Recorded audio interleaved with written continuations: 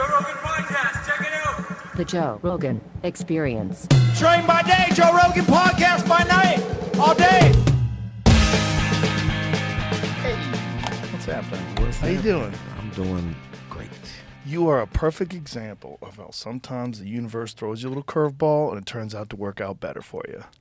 We were talking about it before, right before the show, and I wanted to congratulate you on the success of your special.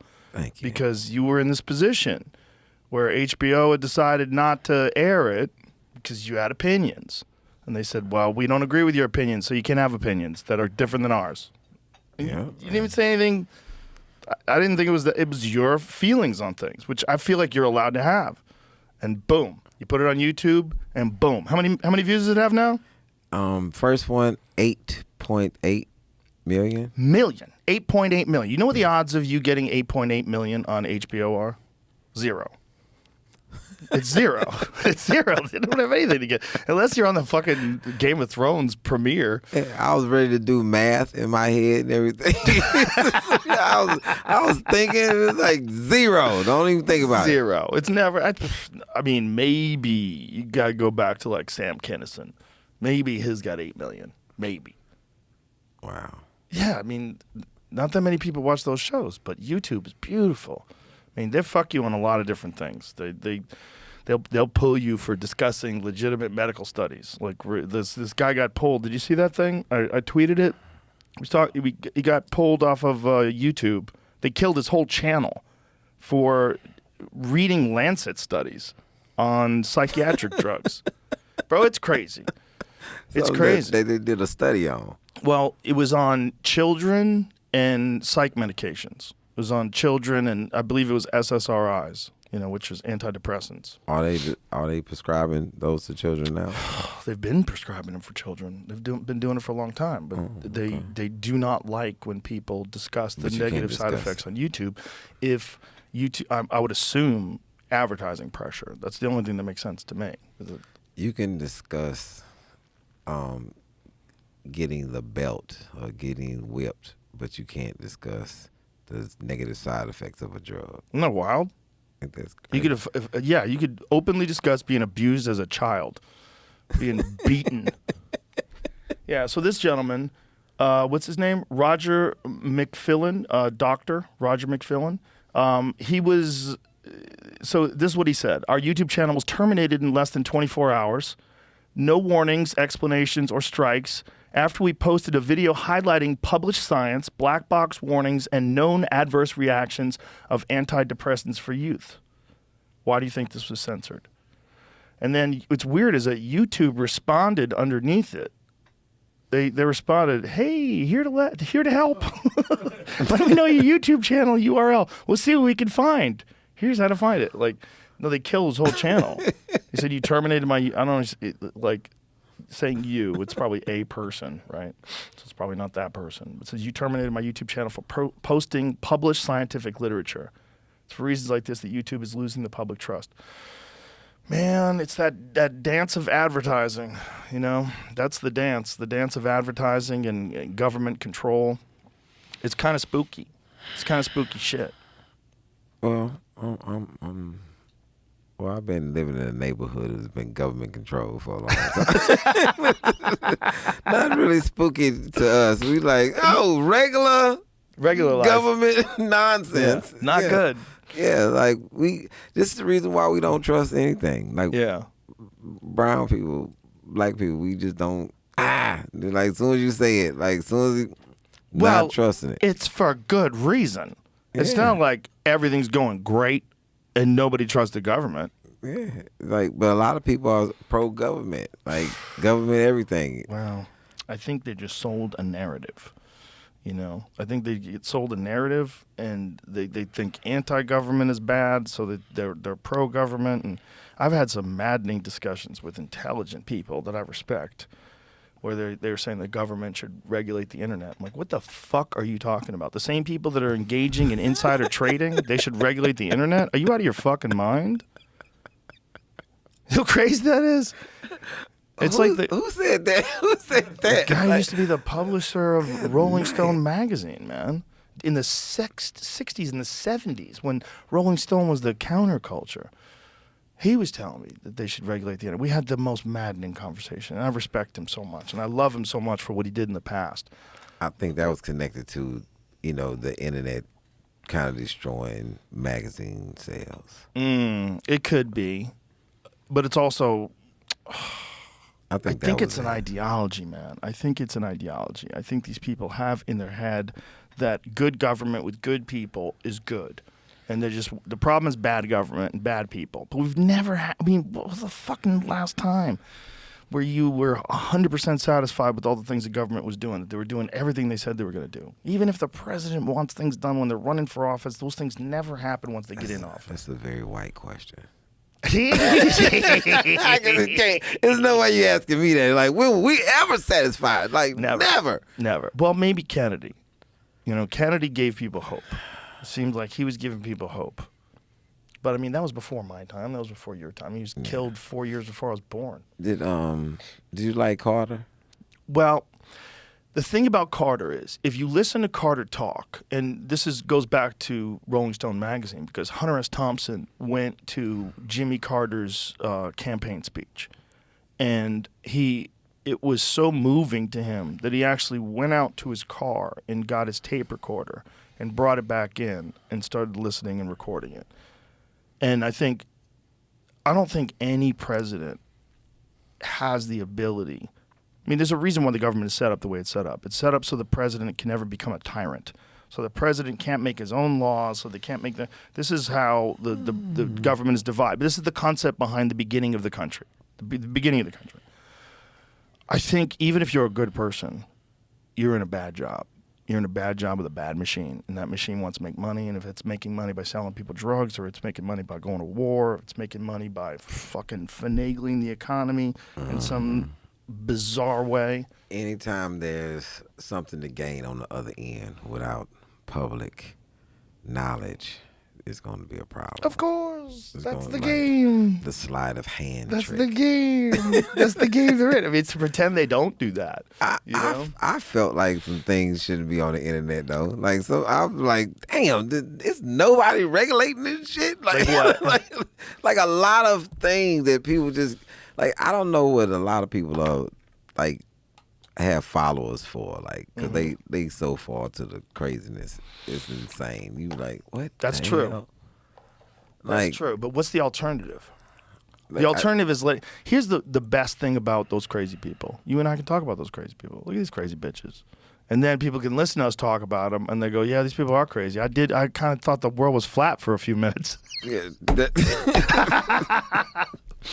Like, it's some people on the internet, I'm like, say, man, God damn, what are you talking about? Like, but it's, then there's other people that have some sense. But so. You got to be able to figure it out yourself. The problem is most people don't think, well, and rightly so, don't think that most people can figure it out by themselves. There's a large percentage of our population that's easily swayed. That's why cults work. Oh, man. I always wonder, like when people say they selling dope, I was like, for real? Like that's it's passe. Like with a cult, it's like I'd be thinking that it's like, why would I join a cult when it's never been proven to be a good thing? Like, it's like, show me all the good successful cults. Like, it's just like man. All I gotta do is see one bad cult, and I'm like, something? I don't want to go. Like, well, if you want to expand that. That's crazy. Religion is successful cults, because listen. If there is, let's just imagine, just for the sake of this conversation, that there is a religious scripture that is 100% translated directly from God.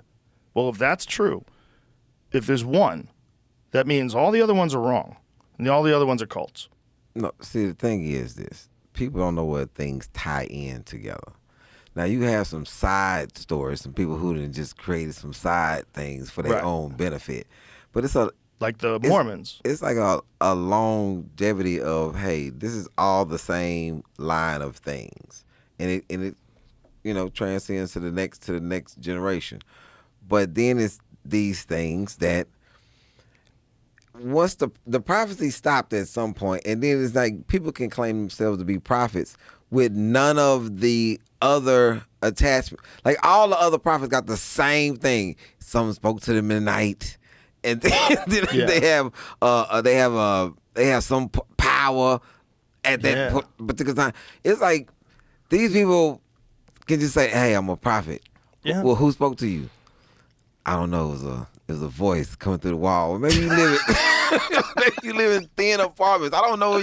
But it's like, and then they can just, what is your power? Like, who are the people that you're supposed to have? And it's no power. All you had to do is be charismatic.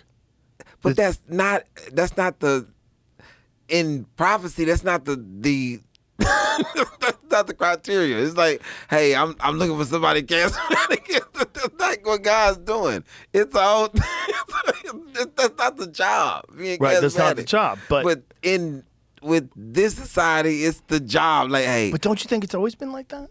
No, I think it was. They didn't even want to do it. Like Noah didn't want to build no ark. He was doing something else. Oh, well. See, the thing about Noah and the ark, though, if you go back to that story is very similar to a story that's in the Epic of Gilgamesh. And most likely what that story is about, the Great Flood seems to very much be real. Very much be real. And there's a lot of physical evidence, and there's a gentleman named Randall Carlson who's been on my podcast. Have you ever seen any of those episodes? No, He's been on my podcast many times. He's an expert in asteroid collisions. And this time in history where after this time, there's all these stories of floods. It aligns directly with this thing called the Younger Dryas and the Younger Dryas impact theory. The Younger Dryas is a time period around 11,800 years ago where they think the Earth got hit by comets. And they think civilization got basically wiped out. And it makes sense because first of all, it makes sense physically. So sorry if people have heard this before. I beat this fucking horse to death. But there's a lot of evidence when they do core samples on the Earth. At that time period, there's a high level of iridium, which is very rare on Earth, but very common in space. And there's also nanodiamonds, which occur when there's an impact, when something hits. And this is all over the world. I 100% believe in this. But every time I hear nanodiamonds, what do you think? What do you think when you hear nano? It seems like you're selling jewelry in the middle of the mall. Hey, buddy. Well, these aren't diamonds. These are nano diamonds. These are nano diamonds. They different. But yes, I believe that the Earth has been hit by comets. We in a space. How can you not? There's evidence. It's evidence. There's tons of evidence. There's tons of evidence. They found was it Greenland or Iceland, that massive impact that they found? The Earth's been hit so many times, man. It wasn't just the Yucatan one that killed the dinosaurs. It's been many, many, many, many, many, many, many times it's been hit. And in fact, this comet shower that we go through every year, 31-kilometer, 19-mile wide meteorite crater discovered under a kilometer of Greenland ice had long puzzled scientists. The Hiawatha crater was exceptionally well preserved despite glacier ice being incredibly effective at erosion. That's interesting. Damn, that's big. 19 miles, is that what it said? Yeah, there's a ton of those, man. They're all over the world. There's a big one that's outside of Australia that they found. Giant craters where it totally makes sense. It totally makes sense. So this guy, along with this guy named Graham Hancock, who's also been on the podcast many times, he's a good friend of mine, he has a documentary called Ancient Catastrophe. Is that it? It's not Apocalypse, right? Ancient Apocalypse. I always fuck those up. Ancient Apocalypse, that's on Netflix. It's amazing.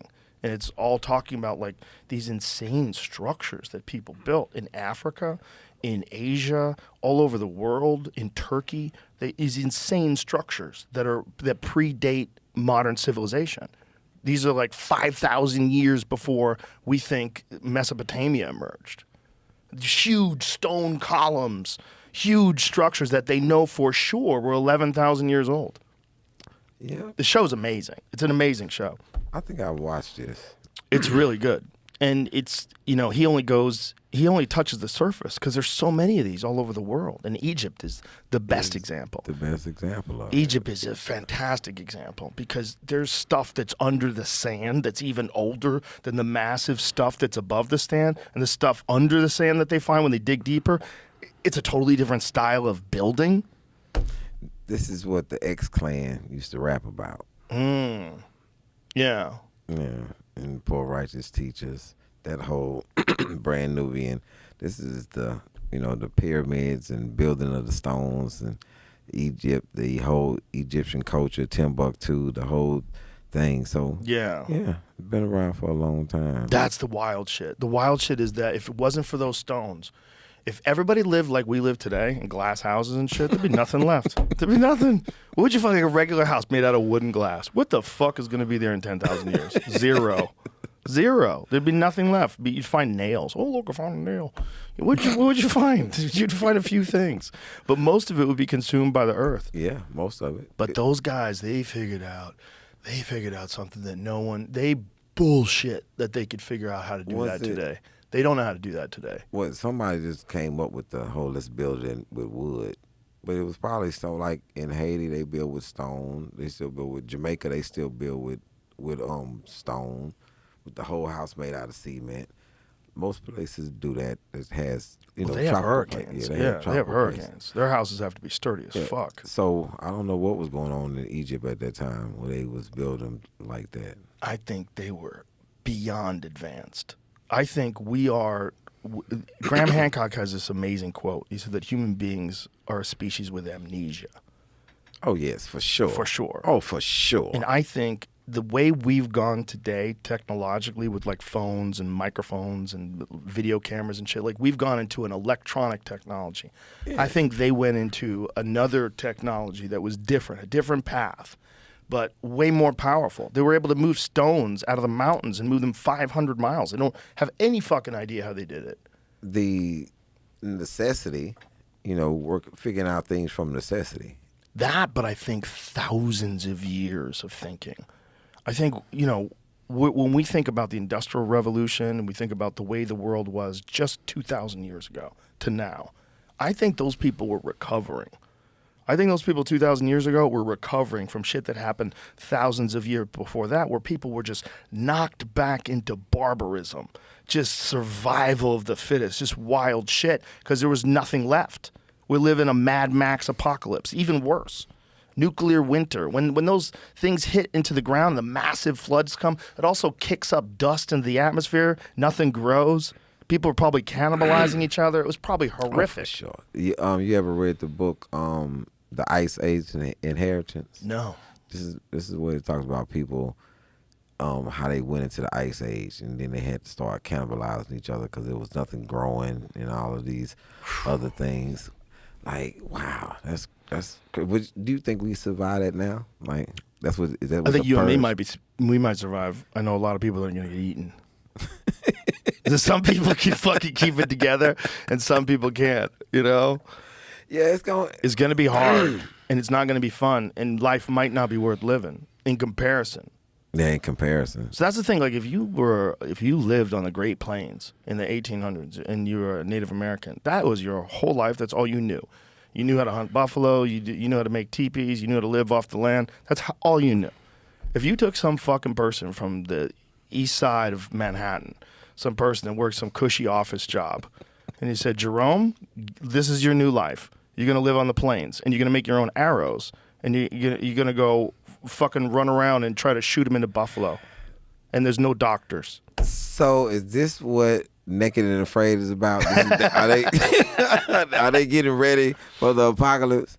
No, they're just exploiting dummies. They're just having fun with people's dicks, blurring them on the TV. It's crazy. That show's crazy. That show's crazy. It's so dumb. Naked and Afraid XL. They got like 13 people out. You gotta meet up and form a tribe. Yeah, they could do something like that. People would go. They would go evil real quick.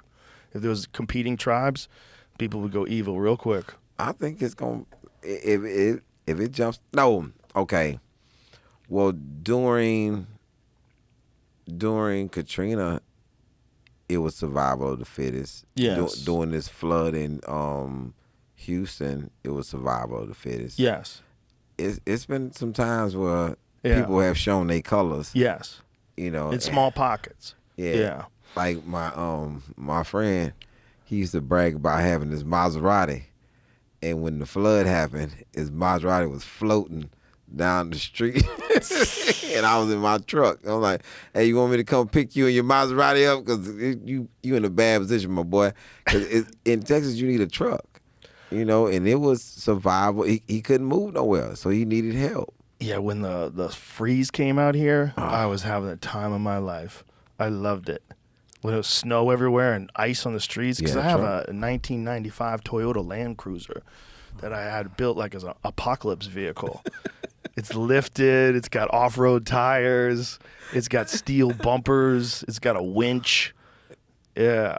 Yeah. So yeah, you was having a good time. Big ass gas tank, huge gas tank. You was having a good time. I was having a great time because that car's meant for that. It was like my golden retriever when he sees the snow. When he sees the snow, he's like, "Woo!" He rolls around on his back. It's like he's having a party. It's the best thing he's ever seen. Man. That's what it's like when my truck saw that snow. My truck was like, yeehaw! Everybody else is like in Corvettes. They're sliding into oncoming traffic. Yeah, that's what happens when you have one of them little low-built cars or a sports car, and you don't have a off-road vehicle, something that's sturdy, that can move things. Yeah. Like I have a truck, and my truck is built for that. If you're only gonna have one vehicle in Texas, a truck is the way to go. Oh yeah, it really is. Just in case. Yeah. It's the sign of the most pampered society that people have cars that you can't even fit luggage in. And they're just fast, and you have a race car, sir. Why are you driving around town in a fucking race car? Where are you going? Hey man, nothing like getting out of a truck in a tuxedo. Yeah, right. Right. With boots on. That's what I see the guys. I'm like, man, that's crazy. But man, a truck is the way to go. People don't want to think about things going sideways, but they have all throughout history. All throughout history, there's been natural disasters. There's been, wars. There's been crazy shit all throughout history. And so why don't people want to think about that? Because we like to think about what's in front of us right now. The human mind is set up essentially for survival, right? And we have the exact same brains as people that lived 10,000 years ago. So the people that lived 10,000 years ago, if they in fact were hunter and gatherers, and they probably were hunter and gatherers because the people before them were far more advanced and they were like rebooting society. That's what I think. But those people, that life that they lived was all about get some fucking food, find out what the dangers are around you right now in terms of your enemies and predators, and get some fucking food and feed your family and try to stay alive. That's all anybody wanted. They just wanted to stay alive. So we have that in our head. And shit like climate change and UFOs, it's like, what am I going to do with that? Shit like, what if ever the power goes off? Yeah, but the power's on now. Shut the fuck up.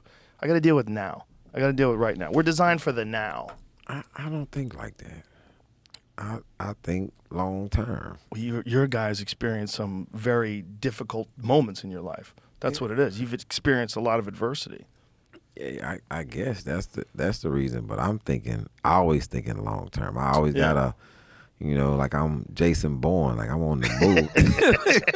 Got my passport and cash, and I'm not. I can't live for the now. Because I used to be like that, and that was too fast. Way too fast. Well, that's a young man's game. Young man's game is the now. Talk to a 19-year-old kid. They're not thinking about fucking climate change. Oh, I wish somebody would have told me at 19, hey, listen, climate change. Yeah, maybe my tomatoes will be able to survive. I think, with having a healthy love for the elderly, because I would, prefer to be one day. I would like to set things up for those people that's doing it now for when I get there. I don't want to wait and then get there and then be struggling. Well, I'm 65 and I don't understand what's going on, because most comics don't have a retirement plan. Most comics don't even have a monthly plan. Yeah. Comics are the wildest fucking people I know. They're the wildest people I know. They spend all their money. And it was crazy. That's very true. That's very true. Very true. I can't even think of all the comics, because I'm a planner. How many comics have come to me because they know I'm a planner and they just went out and just some wild shit. Like I'm just, hey man, I'm living in LA now. What? I just saw you Tuesday. Yeah, I know. And like, where you living at? I don't know. I'm just out here. What the hell are you talking about? And then a month later, hey, man, I'm calling you from somebody else's phone. You think you can send me $300 so I can get a ticket to come home? Or how I'm going to get it to you? Hey, man, you're going to have to wire it to this and that. Like, good Lord have mercy, man. Some comics think that if they go to a spot, things will be different. You know? Like, my wife and I lived in Colorado once for a little while, and we lived in a log house on the top of a mountain. And my wife had this idea that when she got in that log house, she'd start making bread. Joe, you wild, man. You just moved to a log. Yeah, I did. The only thing that fucked me over was she got pregnant, and when women are pregnant at very high altitude, this is at 8,800 feet. It's very high. It's real rough on them, real bad. It's like the flu every day. And we went back to L.A., and when we went back to L.A. for like a week or two, she was fine. And then we went back to Colorado, kicked right back in. I was like, oh, no. And then I read that Colorado, specifically Denver, has a very high rate of, unusually high rate of premature births. They attribute to the high altitude. It's rough. It's rough on women. So we had to get out of there. If it was for me, it was just me by myself, I'd still be up there. I would have never started a podcast. I'd still be up there living in the woods. Making bread. I love it. I love that Land Cruiser. I'd just be like sitting there chilling. Man, because that's the life that I'm going towards. Oh, I love it. Just being somewhere, Nature. being able to farm and grow my own vegetables. Yes. Go outside and have my own Yeah, pigs man. and goats and things of that nature. Yeah, that's very satisfying. There's something very satisfying. Just even about the idea of that, that's very satisfying. Not having to be somewhere. I think that's I'm going to slow down in 2025. I have a plan. Knock out Domino Effect 3 and 4, and then kind of relax for a while, because I don't think people know this about comics. You probably experienced it. My body is on some type of clock where I have to be somewhere, even when I don't, which is troublesome to me. Like I've gotten up and packed all my things up and didn't realize that I was already where I'm supposed to be, because my body is like, yo, my mind basically is, you're supposed to be somewhere. So it takes me, if I go on vacation, it has to be for like 2 weeks, because the first week it's crazy. Like my mind is set on this clock of, you got a performance, you got to be somewhere, you got this to do, you got it, and I don't like that feeling. I got out of that. It took me a long time to get out of that, but I got out of that where I can enjoy vacation. I can just chill. I got out of that where I could just sit in my backyard sometimes. Just sit down, have a cocktail, just relax. That's what I want to do. Just be able to just sit and have nothing to do. Yeah. Yeah. I think there's real pleasure in that if you earn that, and you definitely have earned that. There's real pleasure in that, but people like you and people like me that are constantly on the road and constantly working on this and working on that, it's like you're on this momentum. It's hard to hit the brakes. You're going downhill, and Jesus fucking Christ, like Flintstone brakes. It's hard. Yeah, it's hard to slow down. And you got to get to a place where you feel like, or have a plan to get to a place where, okay, this is it for a while. Yeah. And then detox for that month. Cause a month of not doing shows is horrible. It's weird. It's hard. It's horrible. You get addicted to it, right? It took me a while to get. It took me about 2 months to really get into the pandemic. But once I got into it, I didn't want to come out of it. I was like, man, I'm cool, man. I can be with my family every day. I'm growing, my vegetables are looking good. I'm having a good time. I don't have to be anywhere.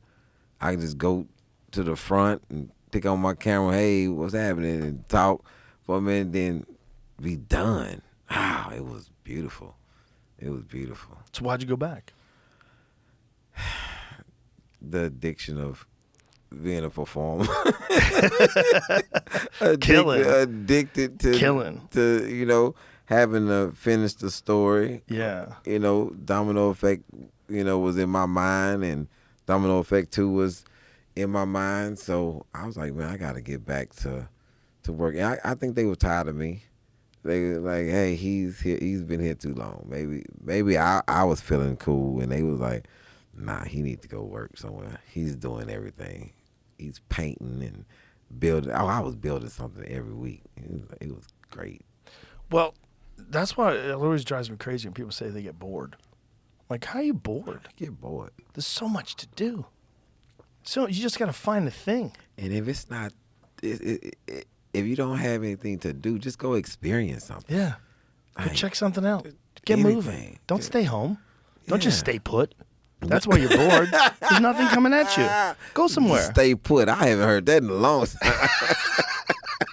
My grandmother, back, she would say that because back then you couldn't go into, couldn't take children to liquor stores. Mm-hmm. And my grandmother would get out the car, she'd leave us in the car. Hey, stay put.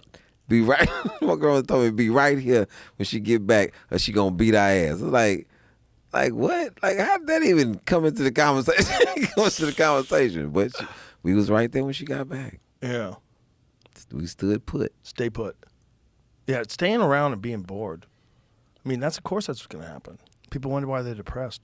I mean, there's a lot of reasons why people are depressed, but some people are depressed just because they're not doing anything. Oh, man. You're just fucking filled with anxiety and just nothing. You're just like alone, just trying to think of something to do.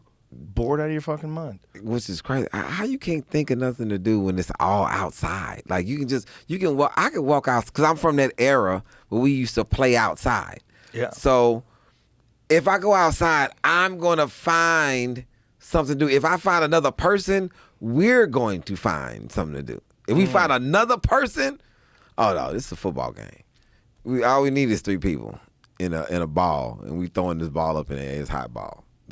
Something. We're going to do something. Something's happening. Do you remember children's playgrounds, how fucking dangerous they were? With those metal contraptions, those houses you would climb inside of. You thought that was dangerous? Do they have those today? I think they made out of rope now, and it's really dangerous. Oh. It's some little corded rope. It tear your hand up. Like, I prefer the balls. I grew up with the balls. You could swing from them. That was my thing. The bars, even the spinning. Oh man, I think I know people who dislocated their shoulder on the spinning thing. Some big grown kid to come and spin all the kids. And if you didn't hold on and then keep spinning it, and then you just let go because your head, you can't hold it no more. Those are the days of concussions. Good concussions. Yeah. Well, you definitely learned what hurts. You definitely learned what hurt. Yeah. Like, you never let the big kids spin your head ever again. Those little big kids are mean. It was crazy. You 6. Hey, man, you know you're 13, right? Like, why are you even over here? Especially boys. Teenage boys are the most fucking dangerous animals on the planet. Man, do you understand? I lived in some apartments where these guys, they were older. They was high teens. And when you went to go check the mail, because the mailbox was by the pool, they would try to throw you in the pool. If you and you go check the mail, your mother tell you, hey, don't bring my damn mail back here wet. And you would have to sneak to the mailbox and open the mailbox so quietly, get the mail, and you hope that nobody see you, because if anybody saw you, they gonna say, hey, you hit the mailbox. And now you gotta run. Now you gotta run because they're gonna throw you the food. I remember one time I got thrown in and I tried to hold the mail up. I hated them apartments, man. I hate them. Yeah. Teenage kids, they're fucking dangerous. Teenage kids because they have man strength, and they just got it. They just got it. It's like lottery winners. They're like lottery winners. They just start spending all their money. You know, lottery winners, they go broke quick because they're like, they never had this before, and all of a sudden they have it. When you're 13 and all of a sudden you kind of have a man body, and you're 14 and you're strong as shit, and little kids, you could just yell at them and tell them what to do and make them do shit and smack them around. The problem is this. When you do that, and then one of the kids that you hurt have uncles that's like close to your age, like you 14, 15, and his uncle is 19, and he don't care nothing about about none of that. And it's like, yo, hey man, you hurt my little cousin, and then blah blah blah blah blah. Now, and he got a little more skill. He got a little more attack to his newfound male strength. Yeah, they know how to use it. A 19-year-old's very different. You get 19 and 20, and those are men. I was different. I was pretty good fighter at 19. It really, I started fighting maybe around 10.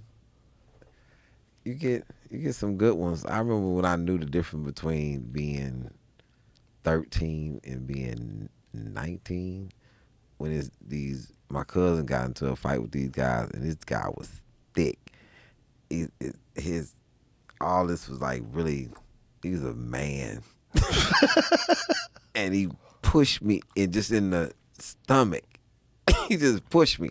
He wasn't even trying to fight me. He was, everybody get back. And he pushed me and knocked all the air out of me. I was like, man, what was happening? And I slowly started going to the ground. Like, if he would have actually punched me, like if he was trying to, oh yeah, he would have wiped me out. Yeah. Because body shots are something different. That's a different shot. Oh yeah. People think that a body shot don't look as pretty as a shot to the head, but it's just as devastating, if not worse. Oh yeah, like the Ryan Garcia one where Gervonta Davis caught him with that left hook to the body. People were saying that he quit. No, he never been hit in the liver. Oscar De La Hoya quit the same way with Bernard Hopkins. With the same thing. Same body shot. Same left body shot. Body. And he tried to come, and he tried to take a step out that corner, and not the front of his foot even moved.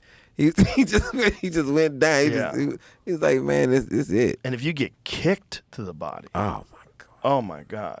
A kick to the body is so goddamn devastating, especially a spinning back kick.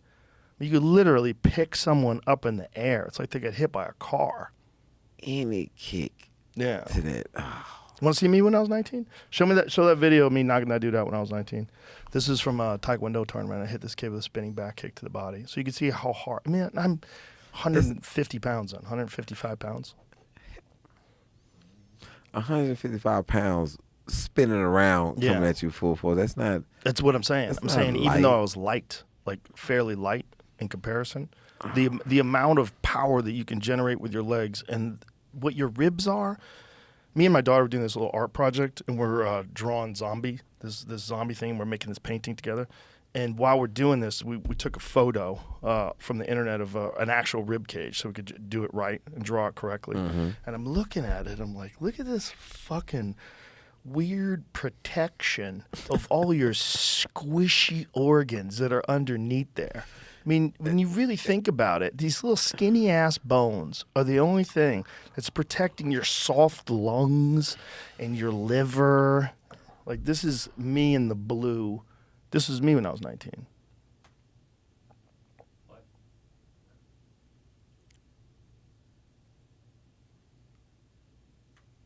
That dude was done. You get kicked in the body like that, there's no volume on this. But you get kicked in the body like that, it's the worst feeling in the world. Everything shuts down. You can't move. You can't move. Everything just goes. It's this electrocution goes through your body. Electric power, just the thump, just the compression of your organs, just your whole body going into shock, your whole spinal column getting jolted. Your legs don't work anymore.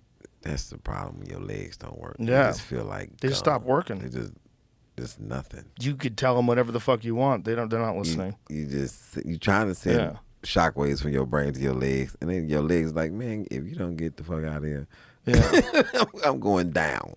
The most shocking to me was when I would get hit on the chin, because one time I got dropped. I got hit on the chin with a left hook, and my legs just went like this. Bloop.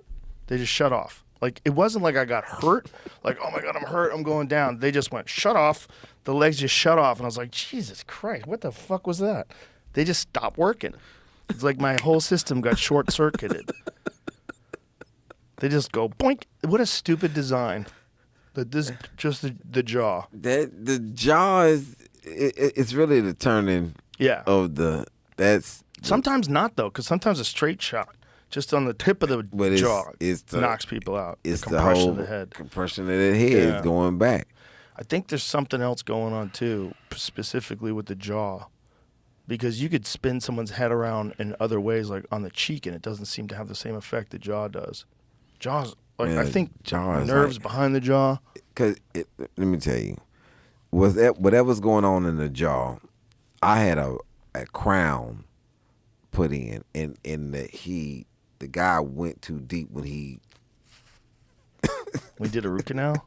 No, when he tried to numb me up to put it in, so he damaged the nerve that's in the lining of the jaw, and it took like 2 months for that shit to heal. Really? And it was excruciating. Like it was excruciating. Nerves are rough. Yeah. Nerves take a long time. Oh, it was excruciating. Yeah. It was like, and then I had to still perform, and I was doing meet and greets, and I was having to smile. So and this crown here, oh my goodness. So did it make your face paralyzed? It was. I was down I had to get all type of massages down because it was the lining of my jaw. They had to adjust it like maybe 4 times because it was terrible. It was terrible. It was terrible. A lot of people get that. What is that called?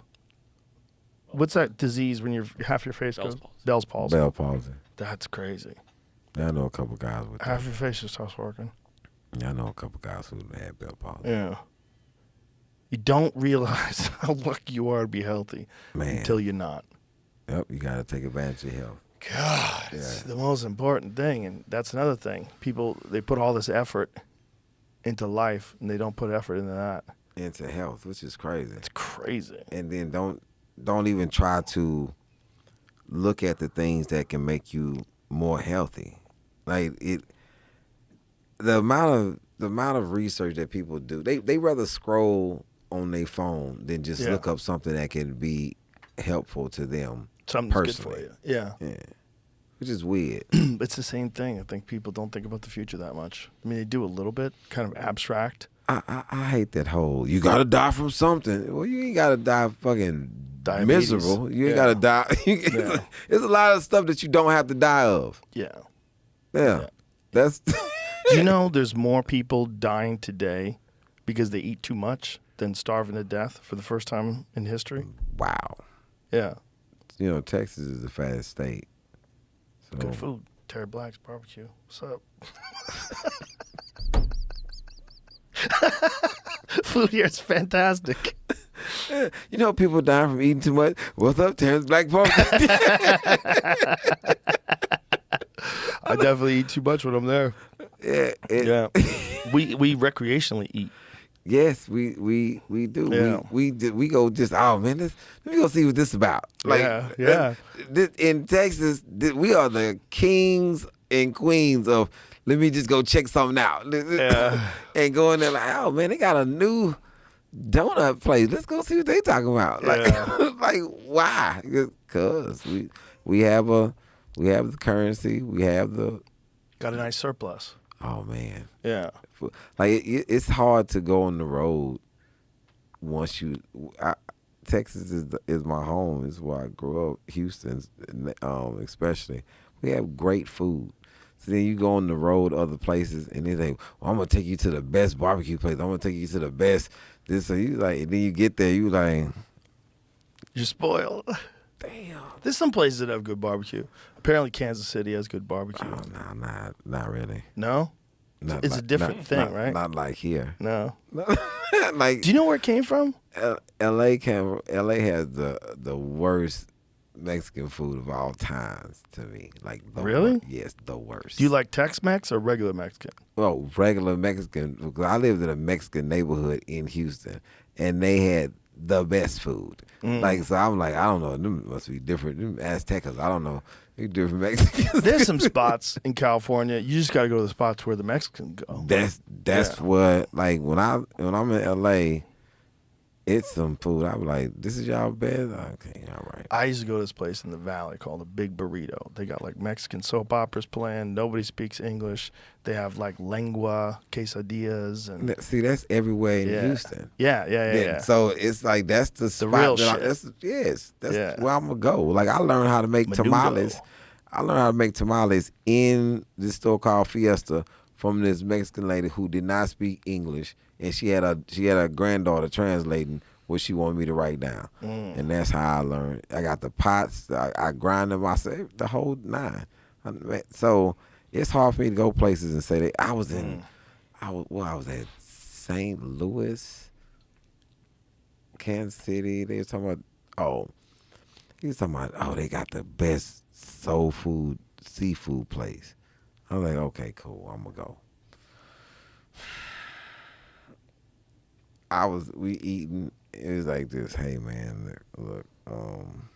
When you don't season your batter, see that's a normal thing everywhere in Houston. It's too many fish places that I can go to eat. And then when Maryland told me we got the best blue crab, man, I live on the Gulf. You don't think we have blue crab here? Like you the fattest man. We got a lot of food here. A lot of food. Yeah. A lot. It's a lot. It's a good place to eat. Yeah. There's some good spots in the country. There's some great food places in the country. I'm picky. Yeah. I'm You got a spoiled. specific kind of food you like to eat? I eat. That's the problem. I eat everything, all cultures, if your food is good. I live in a place that happens to have all cultures, and they have great food. If I want any type of African food, I can just go on Bissonnette in Houston. I can start at any end of Bissonnette, and I'm going to find good African. We have 5 Chinatowns in Houston. Really? Yeah. There's 5 Chinatowns? 5 Chinatowns. Isn't Houston the 3rd biggest city in the country? Yes. That's a big country. That's a big city for this country. It's like, man, it's a place. Yeah. It's a place that has all food. I got Cuban food. I got Colombian food. Oh man. Well, Houston Haitian food was the best comedy scene in the world at one point in time, in the 80s. I still think that Houston is the greatest comedy scene. We put out a lot of great comics. We don't have the clubs anymore though. That's the thing. That's the thing. Yeah, Improv is there. Secret Group is there. They used to have the Laugh Stop. Yeah, you used to have the Laugh Stop, the Laugh Spot. Yeah. The Laugh Spot went under too? Yeah, both. Do you remember Spellbinders? I heard about it. I never went there. Yeah, we had Spellbinders, and then Improv bought out what the Spellbinders is. So it's the Improv and the Secret Group.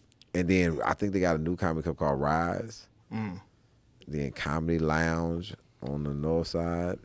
Yeah. Well, the Improv's a great club. That's a great club. That was the first club I did coming back. I did that in July. I did one weekend, and then I got real high and I got paranoid that I was going to give people COVID, like my guests, because I'm so selfish and I want to do the road. Even though I was getting tested every day, I was like, what if it slips? What if I got to put false negative? So I stopped, but I had a great time there. Speaking of great clubs, I stopped in last night at the Mothership. That's pretty wild, right? Pretty nice. That's a nice comedy club. Yeah. Very comic friendly. Yeah. Well, Yeah. the comic built it. Yeah.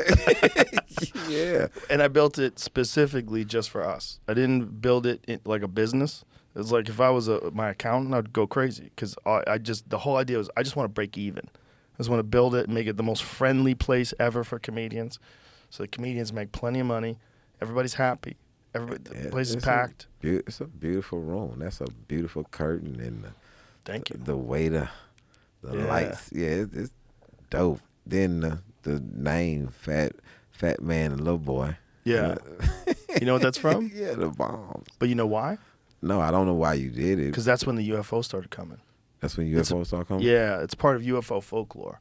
That's why when you walk in the middle of the lobby, there's that giant UFO. That's what that's for. That UFO is a replica of that, and that is a replica of the craft that Bob Lazar, a guy who was a propulsion expert who was a whistleblower who worked at Area S4 and Area 51 in the Nevada desert, back engineering alien spacecrafts, supposedly.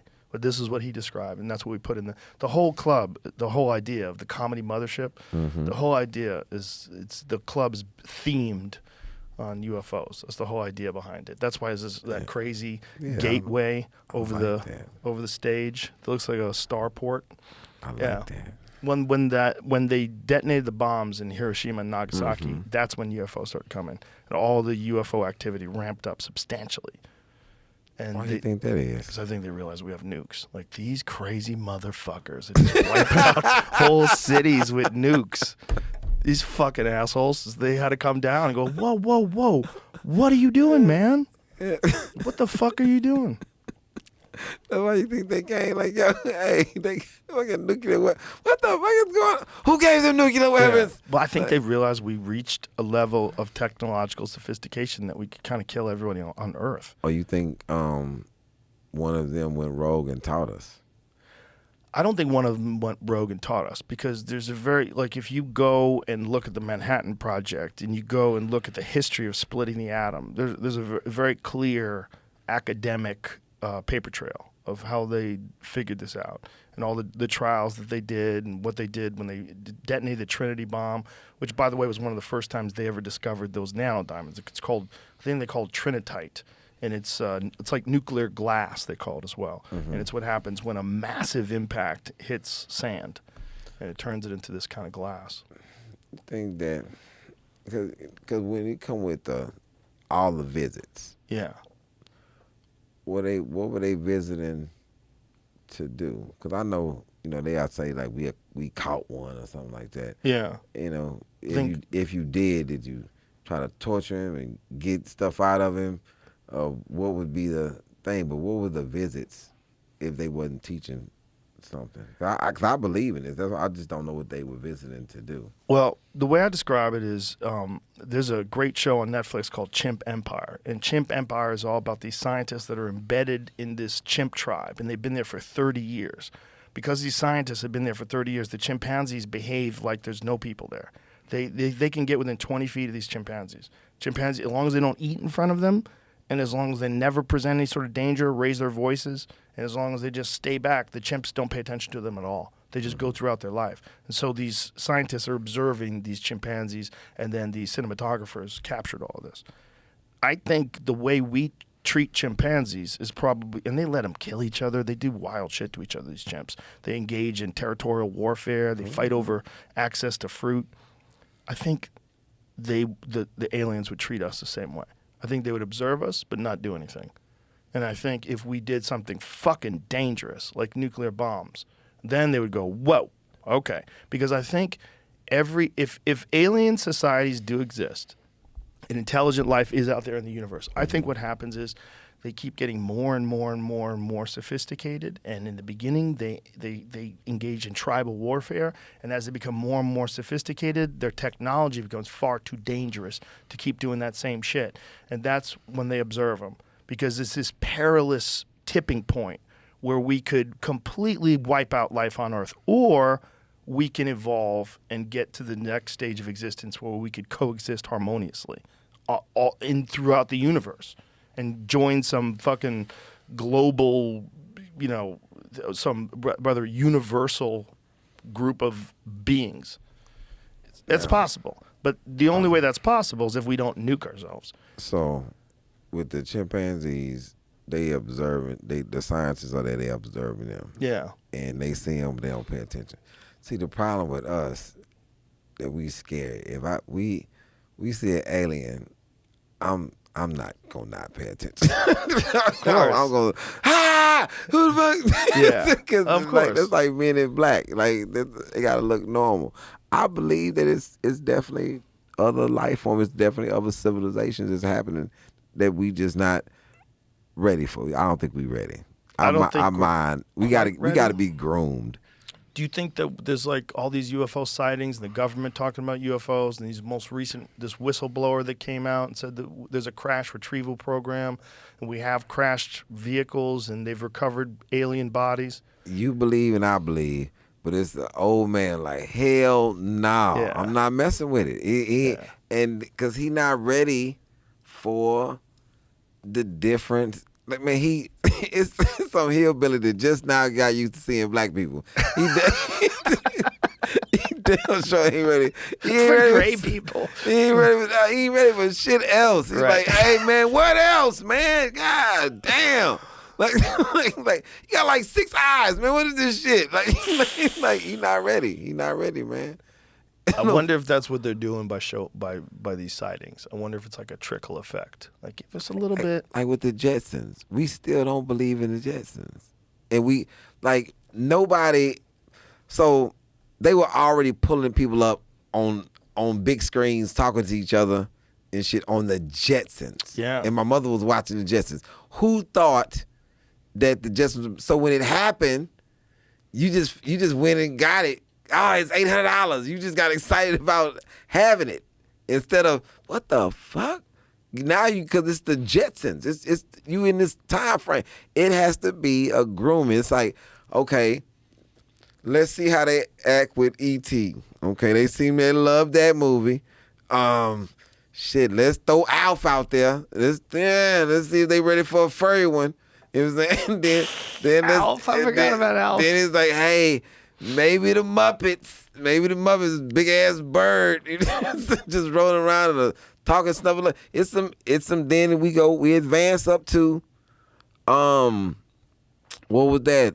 The Man from Mars, and then the Great Gazoo, and then now we up to Men in Black, and this shit is all right, because it's the man. It's a trickle. I gotta keep feeding it to him. And then all of a sudden, you just see somebody just come down the spaceship at McDonald's. I'm like, hey, what's up, y'all? Y'all good? Let me get 2 Big Macs. And then, 'cause we love y'all, it's Earth food. And then you like, hey man, you saw that? Like, yeah, I saw that shit last week. You know what I'm saying? And then, then that's it. Then you got to get accustomed to it. What year was the Jetsons supposed to be? I just looked. It was made 1962, and it was Let me 100 guess. years in the future. 100 years in the future. Oh, okay. So 2062. Wow. And here's some of the stuff they had. They had flying cars. They'll never get us Hell that. yeah. They'll never get us Robotic dogs. that. Yeah. Oh, people drunk flying? Hell no. They had robotic vacuums, video calls, tablet computers, robotic house help. They had tablets? Yes. I don't remember that. He worked for Spacely Sprockets. Flying cars, smartwatches. They had smartwatches, drones, holograms, 3D printed food. Oh, yeah, that's right. They had a pill cam. We swallow it, it sees your body. Oh, look at George. He knows that's going up his ass. Flat screen TVs. Flat screen TVs. That's all they had on this. Jetpacks. Yeah. There's a few other articles that do the same thing, but The jetpacks they have now. It's that one dude that's got wings on his jetpack, and they've caught him like flying around buildings and shit.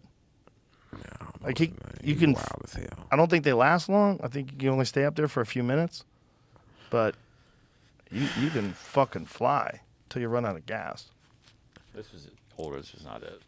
What is this one? That was 10 years ago. What's the most recent? What can they do now?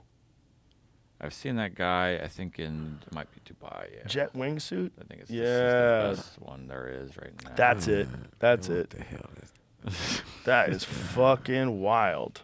The jet wing. Man, what type of pajamas? Is there a set video you of these in? guys using this? I figured there would be on their website. Let me go to their Instagram.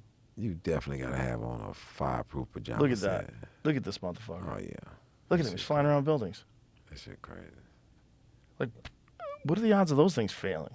I mean, that's not like a Toyota Corolla. Like, those things aren't reliable. That's a fucking emerging technology. You're going to be risking your life flying over highways? That's wild. Oh hell no. But if that happens in the future, the problem is people are just going to be doing it just like you see people on the highway, riding wheelies, just flying down the highway. Just wild shit. Wild shit. They're going to be doing that in the air, slamming into houses. That's why they're not gonna give you flying cars. They're not. No. I'm really not messing with this car. Just get in and just let the car drive for you. I'm not trusting it like that. Yeah, I don't trust it. I have it. I don't trust it. You have it? Yeah, I have a Tesla. Did you just get in and just I can. You and go just doot, doot. and say, hey, take me to? You enter into your address that you want to go to, press auto navigate. Yeah, and it take off Stops by at itself. red lights. Woo! No. Ah! Like You're supposed to keep your hand on the wheel, though. You supposed to keep your hand on the wheel? Yeah, just in case. Man, I be seeing people, laid back. Snoozing. Like, nah, I can't. This one I haven't I done this can't yet. do Taxi. it. So that's a driverless taxi? Yeah, I've seen them around Austin. I've seen them too. Not. Do they just drive real slow? Man, I'm not checking for it, fam. I'm not doing it. Yeah, that's the future. No. We're looking at that. We're saying, I think people don't realize that they trying to get rid of you with this. Like I don't do self-checkout because it doesn't make sense to me. Like, why am I helping them get you out of here? And I know I want to talk to a person if something go wrong. I don't do self-checkout, and plus I don't come nowhere to work. I just got off work. Why would I come in here to work? well, you're from a different generation. And the generation of kids that are coming up today, do you know how many of them Uber? They don't even have cars. Lazy. A lot of people Uber now. They just take Lyfts and Ubers everywhere. Okay, so this generation Uber. Then the next generation Uber. Who knows how to drive the car in the third generation? Well, then you're going to be having these things. There's There's going to be a generation, whether it's our grandchildren or their grandchildren, that never drives. That no one drives their own car. Everybody has an automated vehicle. That's like writing. They take writing. Kids don't learn in school how to write. They don't learn cursive. And they don't learn cursive. That's crazy to me. Yeah. That's insane. That's insane. Insane. They're all just typing on their phones and typing on a computer. That don't mean get rid of writing. That's crazy. Like, they took the clock out of the school because people have digital junk. But you still want them to be able to tell time. Like America is not the world. Like, you're going to probably go somewhere else in the world and you're going to have to write something. Like, that's crazy. And you see a clock, and you're like, what the fuck is that say? You're used to digital. And then when you used to get offended when people say stupid Americans, now you like, I understand. Why? What do you mean? Like, it's great, man. This country's crazy, man. Well, I think there's some Americans that they go abroad, they just act like fucking assholes. They think they're allowed to because they're in another country. I ruin think it for everybody else. No, I think locked up abroad has changed that whole ideology. Oh yeah, locked up abroad has changed. I go anywhere and do whatever I want to do. Like you've seen the show Locked Up Abroad. Yeah. No, watch a couple episodes. Yeah, watch a couple episodes and then go over to Yugoslavia and see how you feel about that, man. And then when people get taken, yeah, like, man, I don't go anywhere and don't check in with the embassy. Like, I need to know. I need somebody to know where I'm at. So when you go to a country to work, you check in with the embassy? Yeah, I'm in town. Well, I need to know where y'all at and what's the rule. Yeah, I need to know because I'm not going somewhere and don't know where the embassy is. And I watched Jason Bourne. At least you can run to the embassy and you're safe. At least in that. But if I go to Dallas, I live in Houston. If I go to Dallas, I'm checking in with the embassy. I'm not. I need somebody to know I'm at, man. Yeah. Like, I'm just not rocking with being in this world without somebody knowing my whereabouts. Even though I'm a grown man, I'm gonna say something to somebody. Hey, I'm finna roll over here. I need a witness or an alibi. I need something. I don't believe in being in the world by yourself. I just don't. That's a good move. The world is definitely not America either. Yeah. That's the thing. It's not. Like, look what happened to Brittany Griner. That would not happen in America. Russians come to America and they do all kinds. Like, Russians fight in the UFC almost every weekend, and no one cares. No one gets mad at them. No one screams at them. No one throws things at them. They go out there. People cheer when they win. There's a ton of Russian fighters that are in the UFC. You know something. Me and a friend of mine was talking. Another comic, Gerard G, and we was talking. He said, "Man, this country is crazy." That you remember when Floyd Mayweather fought Manny Pacquiao? Yes. In the same country where I'm talking about holding up the flag and the United States all the way, this, that, and the third. We was talking. He said, man, this is the first time he was at a fight party, a white fight party, and this lady said, I hope he kicks the shit out of Floyd. He said, what? He said, you couldn't find one Filipino in the world that was going for Floyd Mayweather, not one. But you can find a bunch of Americans, somebody who was born and raised in Michigan, you can find a bunch of Americans who was wanting the Filipino to beat him. That's true. That's a very good point. Filipinos are very proud, very nationalistic people. They love Manny Pacquiao. Like my son is a very gentle soul, and Manny Pacquiao was one of the ones I showed him, because I don't know, to be a boxer, my 12-year-old, he doesn't really want to beat you up. Like, I'm like, but I saw you gonna have to hit people. But Dad, I said, let me show you one of the most gentle people in the world until he gets in that ring. Yeah. I know. And right? I showed him Manny Pacquiao and Mike Tyson. I was like, look, these are gentle people. And then they get in the ring and another button happens. That's how you're going to have to be. Yeah. Did you see the Mayweather Gotti thing yesterday? No, I didn't. So, John Gotti, the mobster, his grandson. The brawl. Yeah. Yes. So what happened was, this is the end of the fight. But if you could find what caused it, because I was just reading there's a video that shows the end of the fight. And in the end of the fight, what happened was, if you just Google, just tweet, like put Mayweather Pacquiao in Twitter, you'll find it. Mayweather Gotti. What caused it? He was holding. So he wouldn't stop. Floyd was boxing him up. Yeah. So Floyd is just piecing him up. So Floyd, even at 46, he's the greatest of all time. And this kid is really an MMA fighter. He's a tough guy. He caught Floyd a couple times with some little shots. But mostly he's just getting boxed up, right? Boxed up by literally the greatest boxer of all time.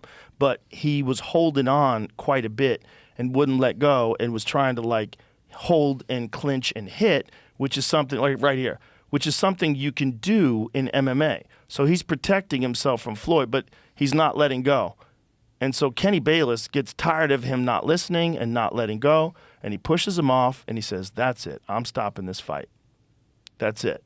You won't listen to me. I am calling this fight." So he goes crazy and gets away from Kenny Bayless and just starts wailing punches at Floyd. Look at this. Floyd catches him with a counter right there. Bang. Yeah, knocked him way over there. He didn't want that. Yeah, well, the other guy got in the way too. But, it became a melee. And so then there's fights in the ring, and then there's fights outside the ring, and there's all this cell phone footage of people brawling and sucker punching each other. I saw some of that. That was it's crazy. This sometimes this be the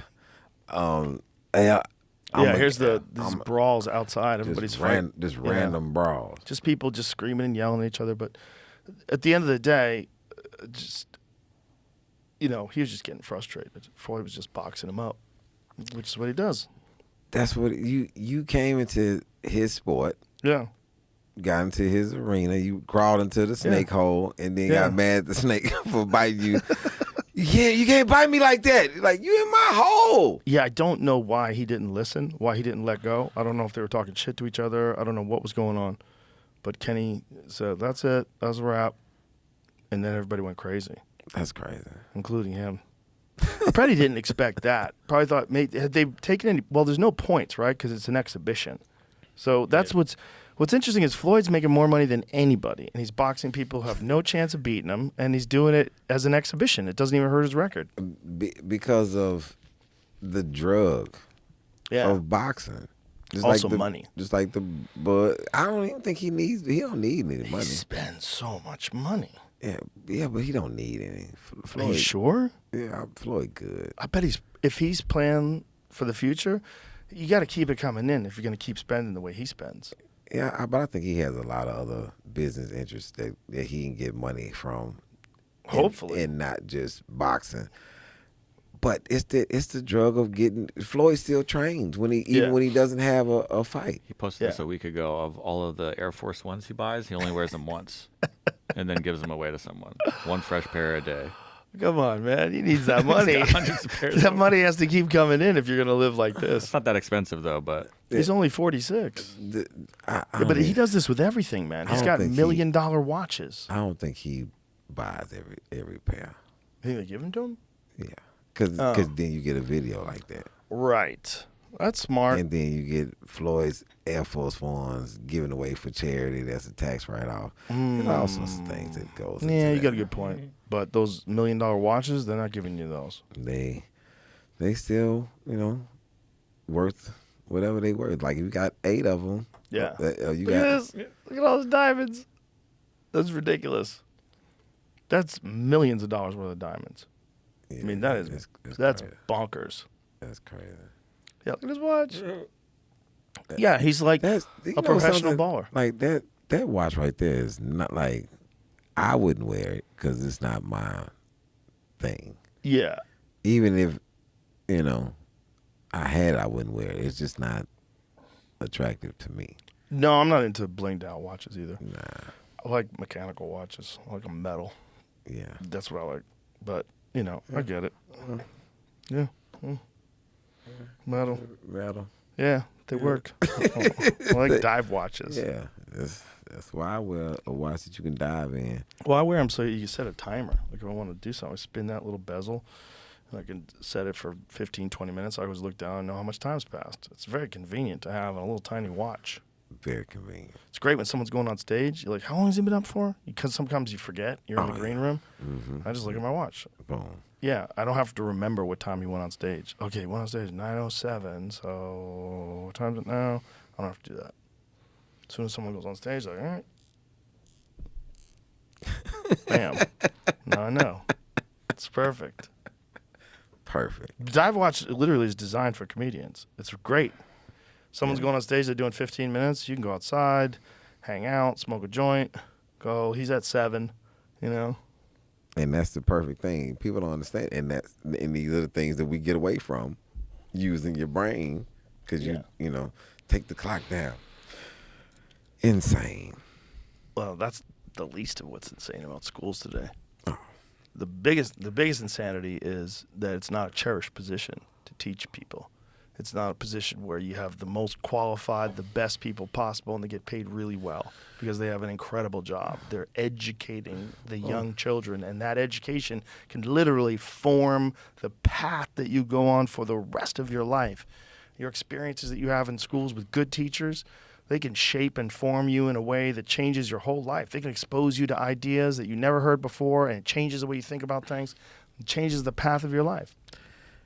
Yeah, it can do all of those things. Or, okay, let's go to this point first.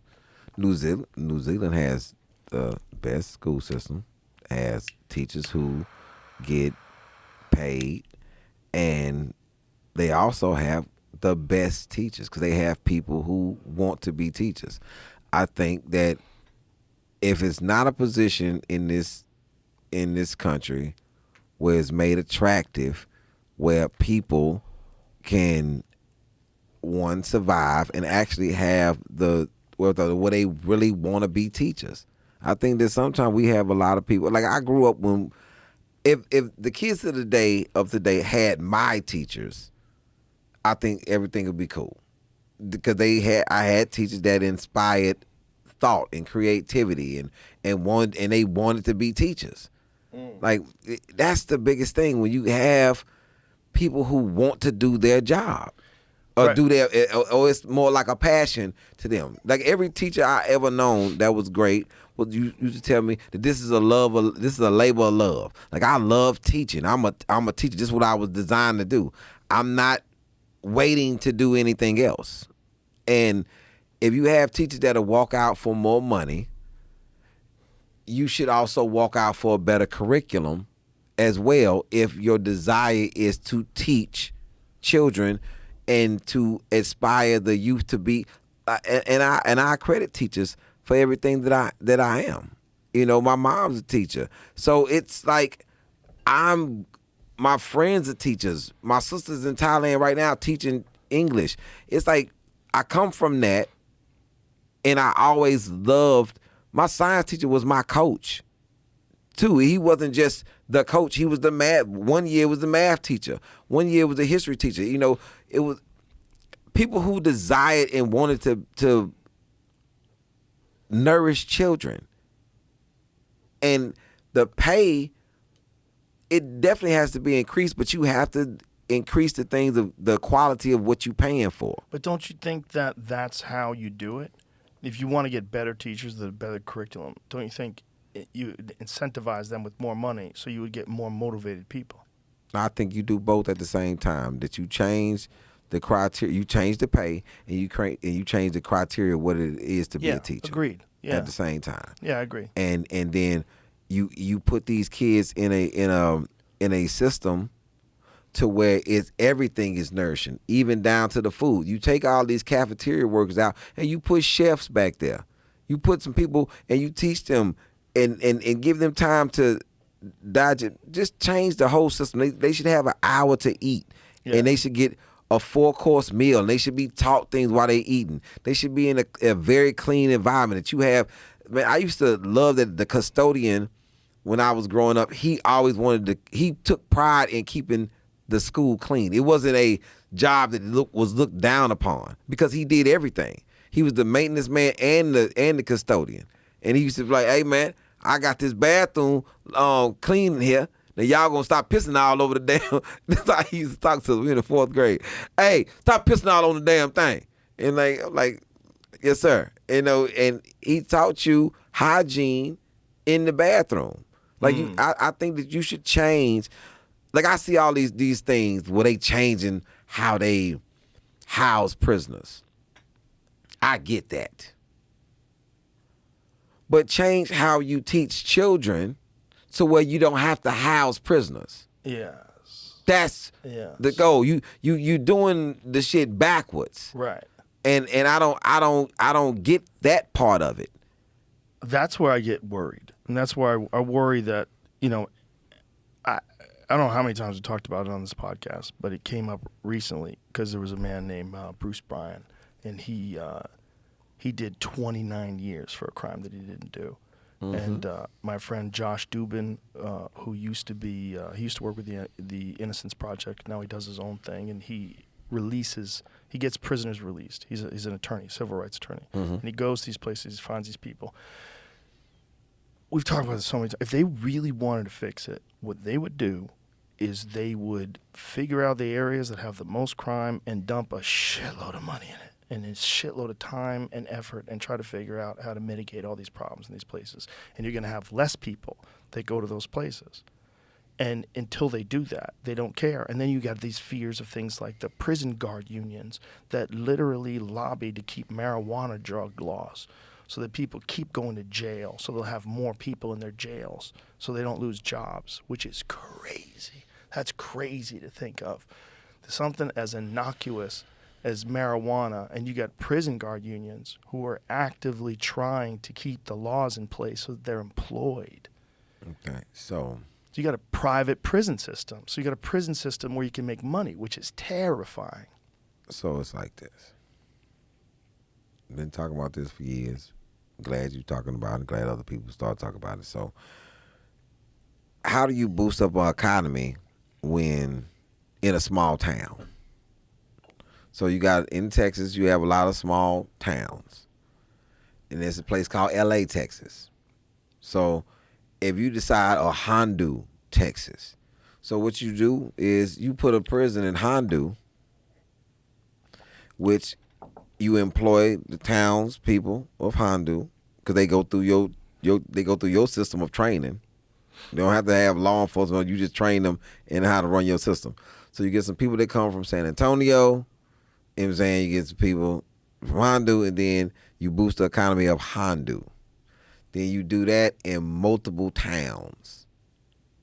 That's why the prison system is going to constantly do that, because you're trying to boost the economy around your thing. It was what?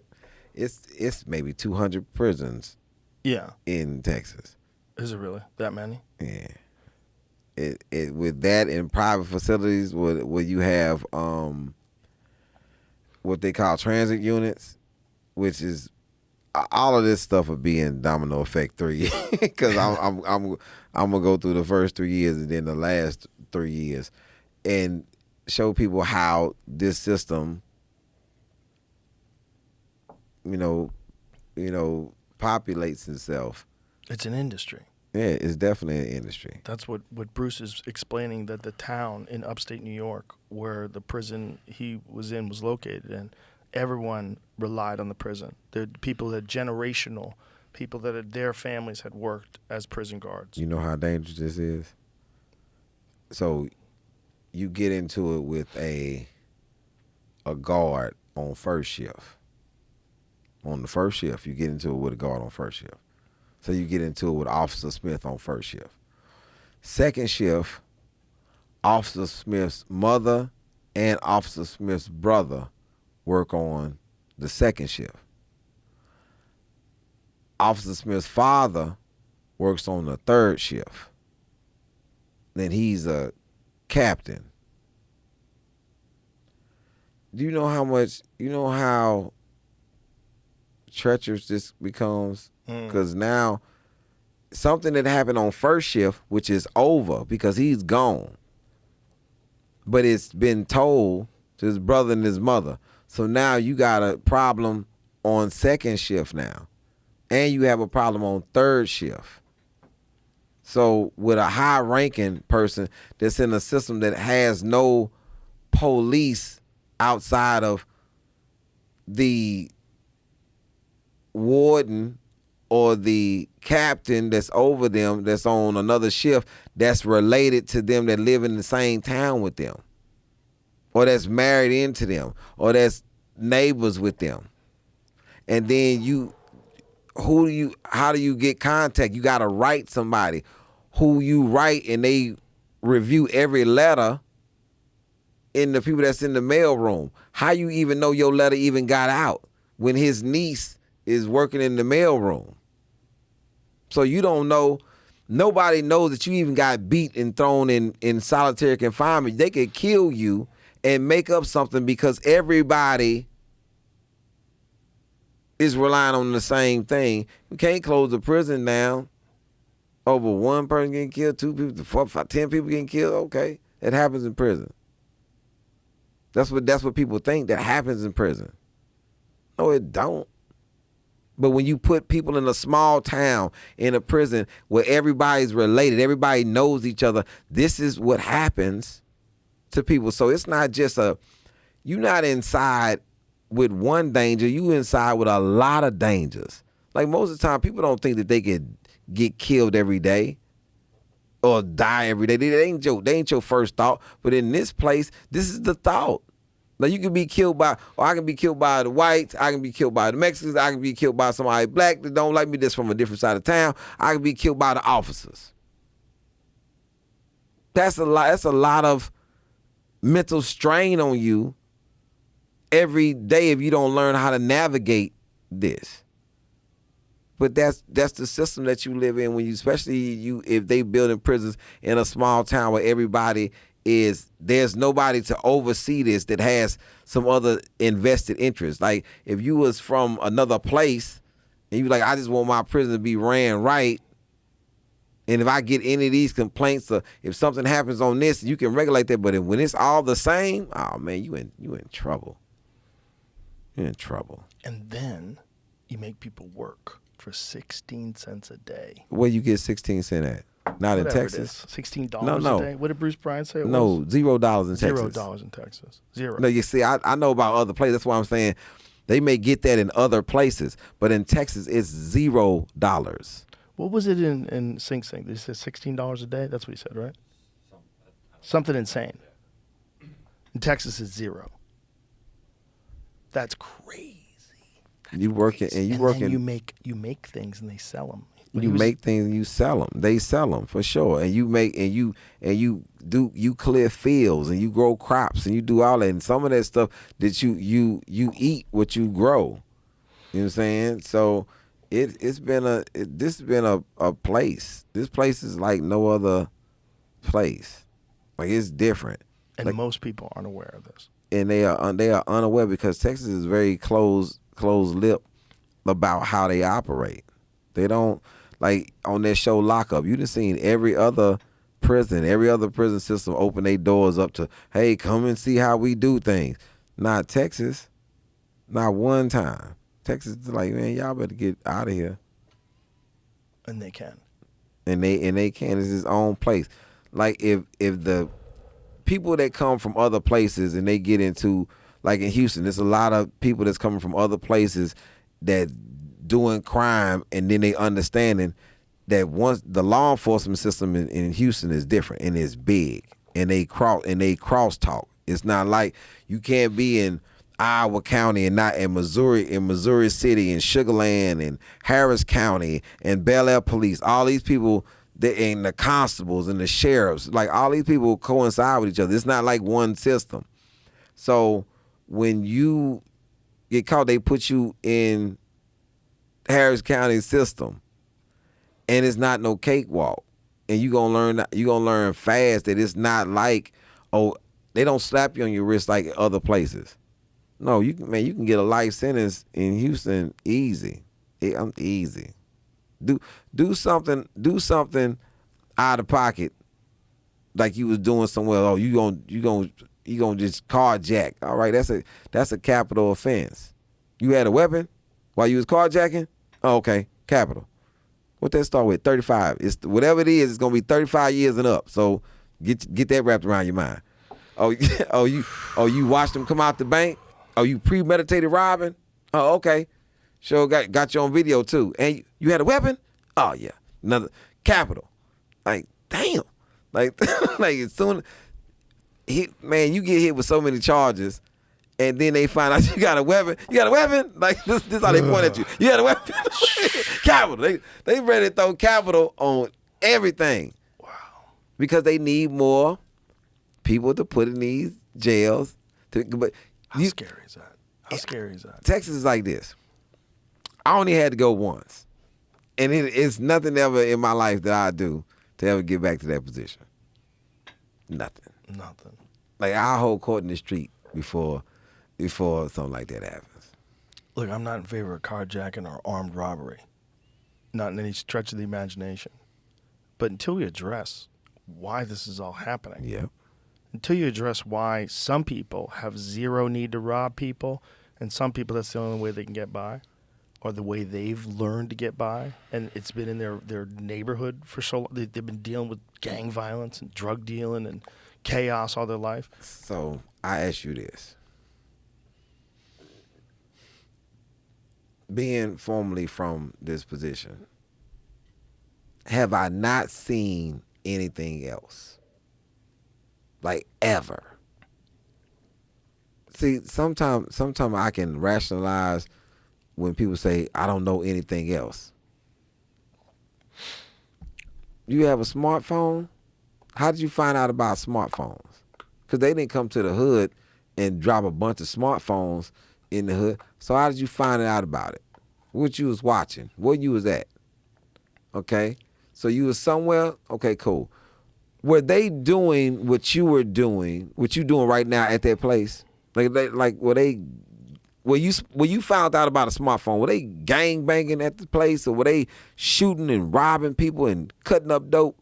Like, what movie haven't you seen that shows you the results of this? What person haven't you heard speak?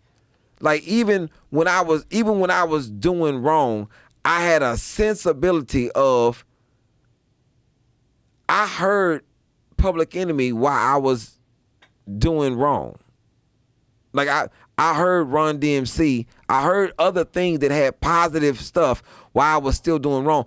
And I can't say it's all I know, because now I wouldn't have never found out about a smartphone if I was in the street. Because I would be in the street. So it's not all you know, but it is what you're accustomed to if you grow up in a terrible neighborhood. I don't even think. If you don't have good role models, if the people around you, I mean, you tell me. This is what I'm saying. I think that it's a lot of parts to this but when it's also like when raising kids. Like my oldest daughter, I used to tell her mom, don't say this in front of her, because then you give her that option as an excuse. Yeah. Something she probably never would have even thought of using, but when I give her the option to use it, that's the thing. Like, with me, I'm very transparent about, man, I didn't have to be in the street selling dope. My mom had a job. My desire for what I accepted outside of what my mother was saying to me, because nobody's mother is saying to them, get out in the street and gang bang and create ruckus. Nobody. So when does that voice become less important to you than whatever you're seeing in the street? Because nobody in my community, not one black mother I ever even known in my life, said to their child, this is the only way for you to go and get it. Is to rob, pillage, steal, kill, sell dope. Not one person. I've never heard that story while I was in prison. From nobody. And when people would tell me, man, that's all I know. How in the hell is that all that you know? It's impossible for that to be all that you know because you were doing something before you were doing that. I see what you're saying. You're a person that takes extreme responsibility, though. You're also a grown man. And you're also a man with a fully formed brain, and your frontal lobe. As a kid, you knew this. Well, you were wise. As a kid, I wasn't. Man, Joe. Man, when we was out in the street doing stuff, we knew that it was wrong. That's why we was trying to hide it from our parents. I wasn't trying to hide my basketball championship from my mother. Of course. I wasn't trying to hide when I was working and earned something from working. I wasn't trying to hide that from her. I knew exactly what I was doing because of how we were going about doing it. And all of us knew that we were wrong. And the consequences, what was ridiculous was we thinking that we just go in and get a slap on the wrist, not understanding what you gotta go through to even get that slap on the wrist. Because when you gotta get arrested first. And when you go to the county jail is not a place. This is full of grown men. And they don't care nothing about you being 17. They don't care nothing about you being 18. Care nothing about you being 19 because you didn't whatever you were doing in the street, you didn't care. So why would we care about what you got going on in here? And we're going to put you in the worst position. So maybe you can say that you don't want to be in this position. Maybe the people who love you will come get you out of this position. Like my mother did the first time. When my mother bonded me out the first time, I should have learned then. This lady has a job. And I'm making it harder for her. I'm putting my mother in the hole $2,000 because I got a $20,000 bond. How old were you then? I'm 16. You know what I'm saying? Yeah. And I have no reason because I want a goddamn UNLV jacket. Well, you know that now, but what did you think when you were 16? You know what happened was how I even get in this situation. I'm in the car with some people that's really petty. They really petty. And I know these people petty because they robbing people, and I'm not no robber. I'm a hustler. And I know better than be with somebody that's a robber. Because it's two different categories on things. I'm hustling for whatever I want. You're taking something from somebody. You're a thief. And I'm in the car, and he snatched this lady purse, and I don't say nothing. I'm in the car. It's on camera in the parking lot. Everybody that go in the car, we go in there. I'm not going to snitch on you. But I didn't take no purse. And I told my mom, I ain't take that lady purse. But did you get some Jordans from the credit card that somebody used? I'm with them. But I ain't take nothing from that lady. I told him, man, that's stupid. And boom, now I'm on probation.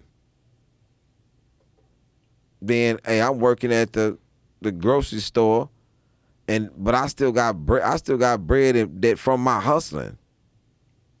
So I'm in a position, and I'm trying to figure out how to give my mother this $2,000 back.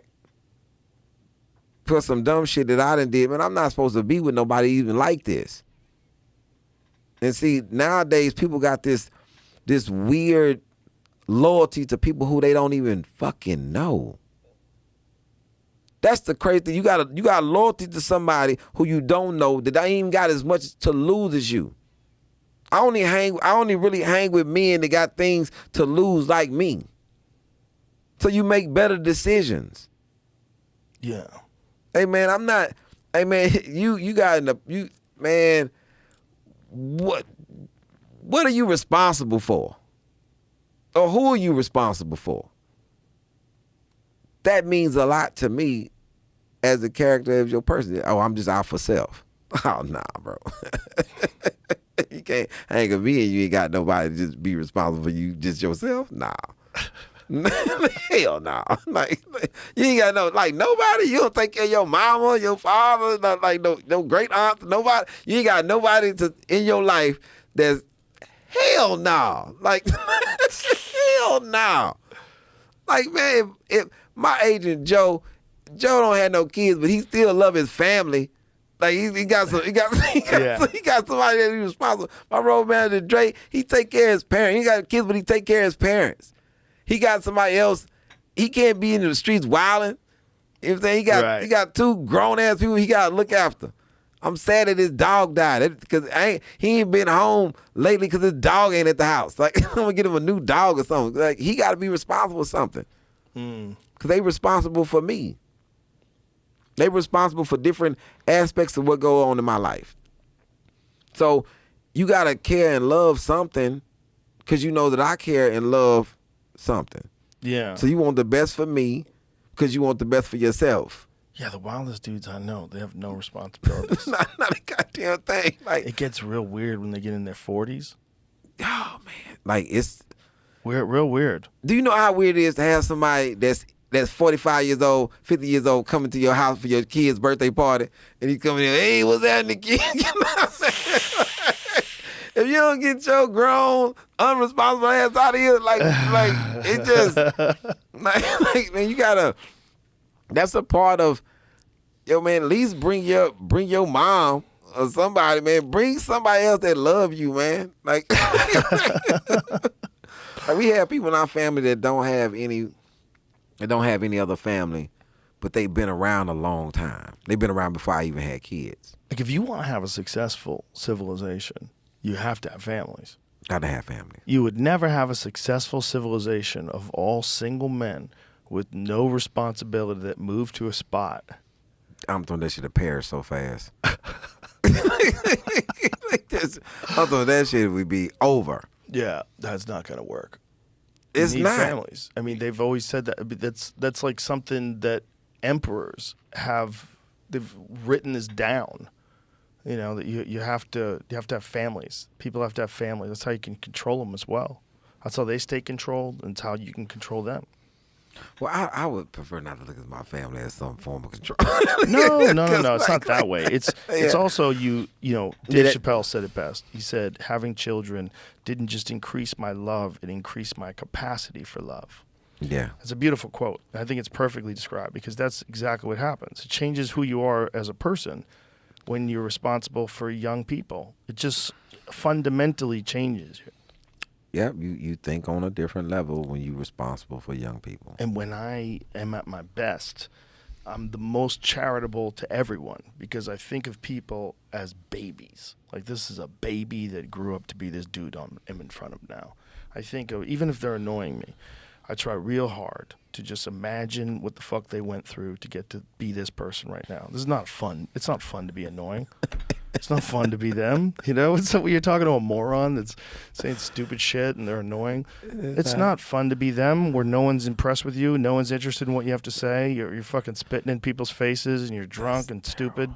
That's terrible. You don't want to be that guy. That's terrible. But I try to always the imagine. The description is even terrible. Yeah, happens all the time. I've had some doozies.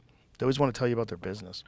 They always want to tell you how good their business is doing. I'm like, Jesus Christ, I don't even know you, man. This is crazy talk. Crazy talk. Get me the fuck out of here. And then when you're talking to someone and they want to get the fuck out of there, and you know they want to get the fuck out of there, then you feel insecure and you try to be more entertaining or nice. Try to turn them around, and they're like, That's not fun for them. That poor little baby.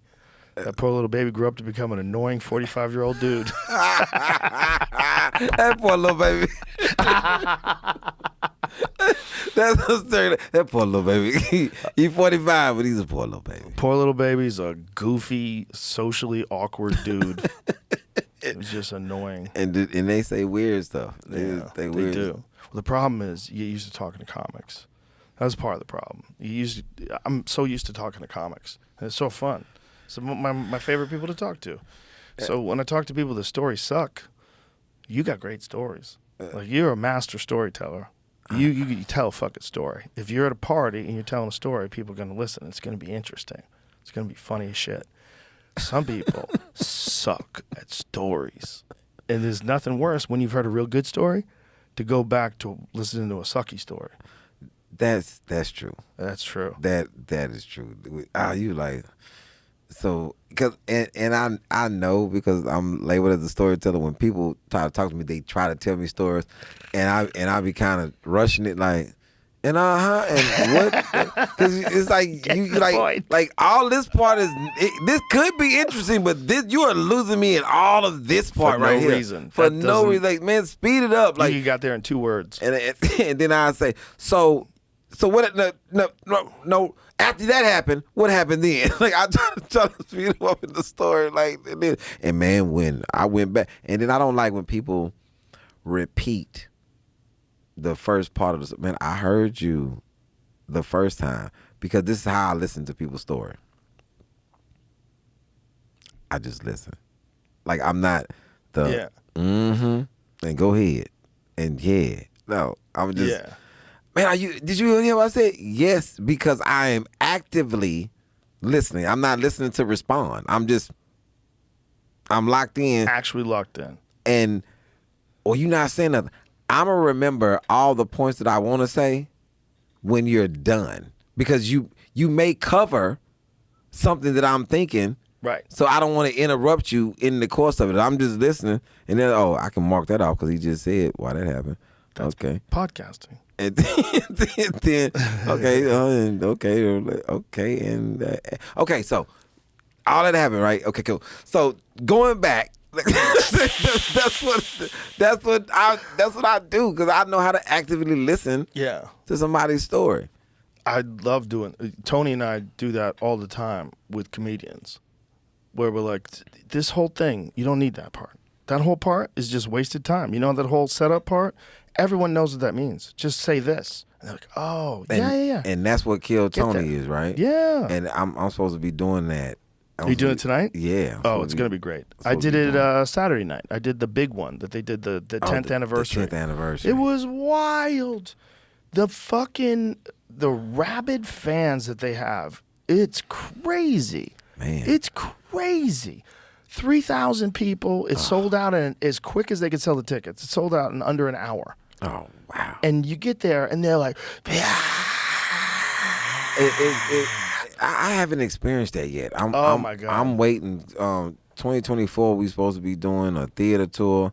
I hope it like really just sells out. Just you're gonna kill crazy. 8 million? 8 what? 8 how many? 8 point what? That's the first one. The second one we trying to get 10 million, 16 million. We trying to. You're gonna have to change to bigger venues. We it's gonna happen so fast. You're gonna be in arenas. You're gonna be in arenas. 100%. When you do an arena, do it in the round. In the round? Yeah. You know why? Believe it or not, it's actually more intimate. It seems weird, but when it's a stage, it's a big, tall-ass stage, and then you're looking down on people, and they're all in front of you. It's weird. It's like you got to almost project to like bring them into you. Like, come on, I know there's a lot of us, but we're all just hanging out. But when it's in the round, everybody on this side is looking at everybody on this side, and everybody on this side is looking at everybody on this side. Everybody sees everybody laughing, and everybody's laughing at everybody. And the sound is insane. And you just walk around, and you get used to it. You just walk around and talk. And while you're walking around, you do your jokes. And there's giant screens everywhere, so people could always see your facial expressions. It's intimate. You know what's insane? That I in this business, just wanting to be a good comic, just wanting to develop that skill. Then getting to this point where we even talking about 2024, we going to theaters, like we taking some big swings in some big places, you know, in Chicago and in New York, and You doing a Chicago theater? we hoping. That's a that, great fucking venue. You know, and then in the course of trying to shoot Domino Effect 3 and 4 in September, trying to find a venue for that. The thought of doing arenas and getting to that point, and when people say, "Man, you've been doing something 25 years? Are you tired?" Like, I get bored. Like, you don't get bored with the elevation of doing things on a bigger scale. Like, doing all these shows that sold out and adding shows, and when you walk out and people coming to see you, but now doing arenas or doing a theater, when people coming to the theater to actually see somebody tell stories. I'm not coming to see you do no TikTok clips, or because I'm not coming to see you do crowd work. I'm coming in with the whole mindset of he's about to do an hour and 30 minutes of compelling stories. And this is what I came for. To get that type of locked in this on an audience, once I achieve that, I think I'm gonna be very, very happy. You're gonna slide right into that. It's no different. It's no different than clubs. It's no different. The only thing that's different is the environment. But the experience of doing it is the same thing. It's just killing. It's the same thing. It's just the challenge. What makes it interesting for me, 30 plus years in, whatever I'm like 34 something, 35 years in, something crazy. The challenge is jokes. It's new jokes, new bits, getting better. You always get better. You figure out a way to tighten it, figure out a way to do this one better. Every new bit is a new living thing that you're feeding and growing and trying to make it the most palatable and the most exciting and the sneakiest and the funniest and the most outrageous, get the biggest laughs with it. Like, what's the funniest way to say this? And every day you fuck with it a little more, and every day you're adding to it, and every day you're putting a new piece here, a new piece there. I love it. I don't have to do it. I do it just because I love it. Yeah. That's why I opened up the club. That's why I tour. I'm supposed to be coming to the club. I'm excited. When are you here? I don't know the date, but it's soon. You're gonna love it. You're gonna love it. It's like the end of July, I think. It's a fucking great place, man. It's set up just for us. It's set up just for us. Everything about it. Everything about it. From the way you move around the club, where you don't have to go through the crowd to go from room to room, to the way the green room's set up. The balconies, so you can watch the show. This black curtain is so beautiful, right? Beautiful to me. You know, we had to change it. It was a blue curtain at first, but then we put it on the monitors. Like, it really looked really nice. The guy, the architect who did it, Richard Weiss, is amazing, and he did the whole building. Amazing job. But he wanted to make it pretty, right? So he had a beautiful hardwood, like light hardwood floors, and a blue screen, a blue curtain rather. And we were watching on the screen, and I'm fucking with everything, right? In the beginning, especially, we need a light here and a light there. We need timers underneath the monitor so everybody knows how much time you're doing, and so you know how much the time the guy's on stage, how long he's been up, and also we want a light for each room. So when you're in the little room, it's a green star in the green room. So when he gets the light, you see the light. So there's a green star lights up in the green room. And if it's in the big room, it's a blue star. So it was all this tweaking and shit we did. And we were watching on the monitor. I'm like, that floor's got to go. It's got to be black carpet. Black carpet and a dark, like sparkly black curtain, just like in the Little Boy. There's the smaller room. And so we put that in there. Now it's... Yeah. Now I don't want to fuck with anything. Now I'm like, we're good. I look from the balcony. It's amazing. Yeah, it's amazing. It's amazing. It's amazing. I can't wait to come. And it's right on 6th Street. Yeah. Austin is all lit up in the front. It looks and great. Everybody's so hyped up. They're so hyped up. It's such because we were talking about doing it for 2 years. Yeah. I had actually bought another building, and I had to get out of the deal. There was like some shit wrong with it, and I got out of the deal, and so it took a whole extra year to like get this other place. And then once I got the place, I had to. You want some coffee? You know what's amazing is that when you have friends that say something like, "Yeah, I bought another building."